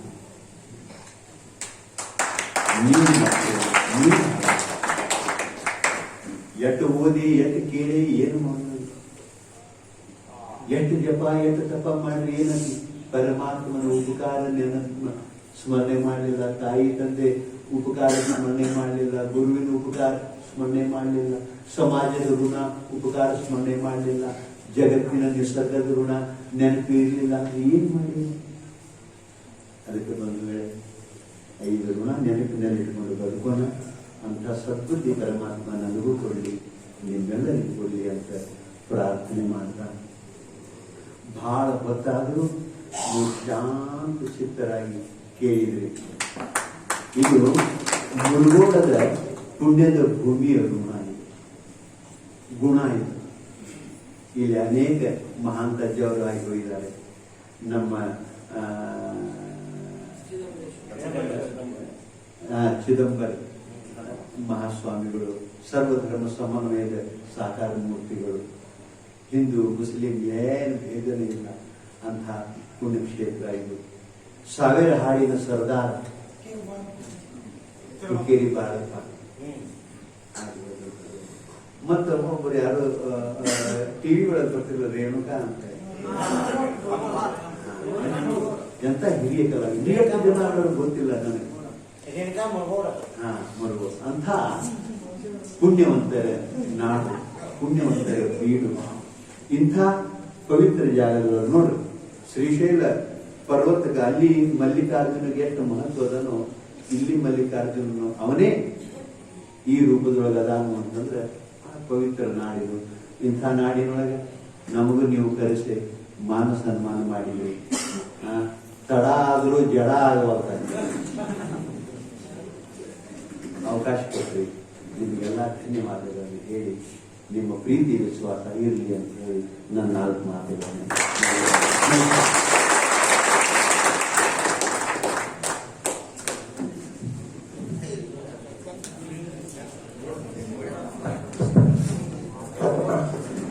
ಇಲ್ಲಿವರೆಗೆ ಆಧ್ಯಾತ್ಮಿಕ ಪ್ರವಚನವನ್ನ ನಮ್ಮೆಲ್ಲರೂ ಒಳಪಡಿಸಿದ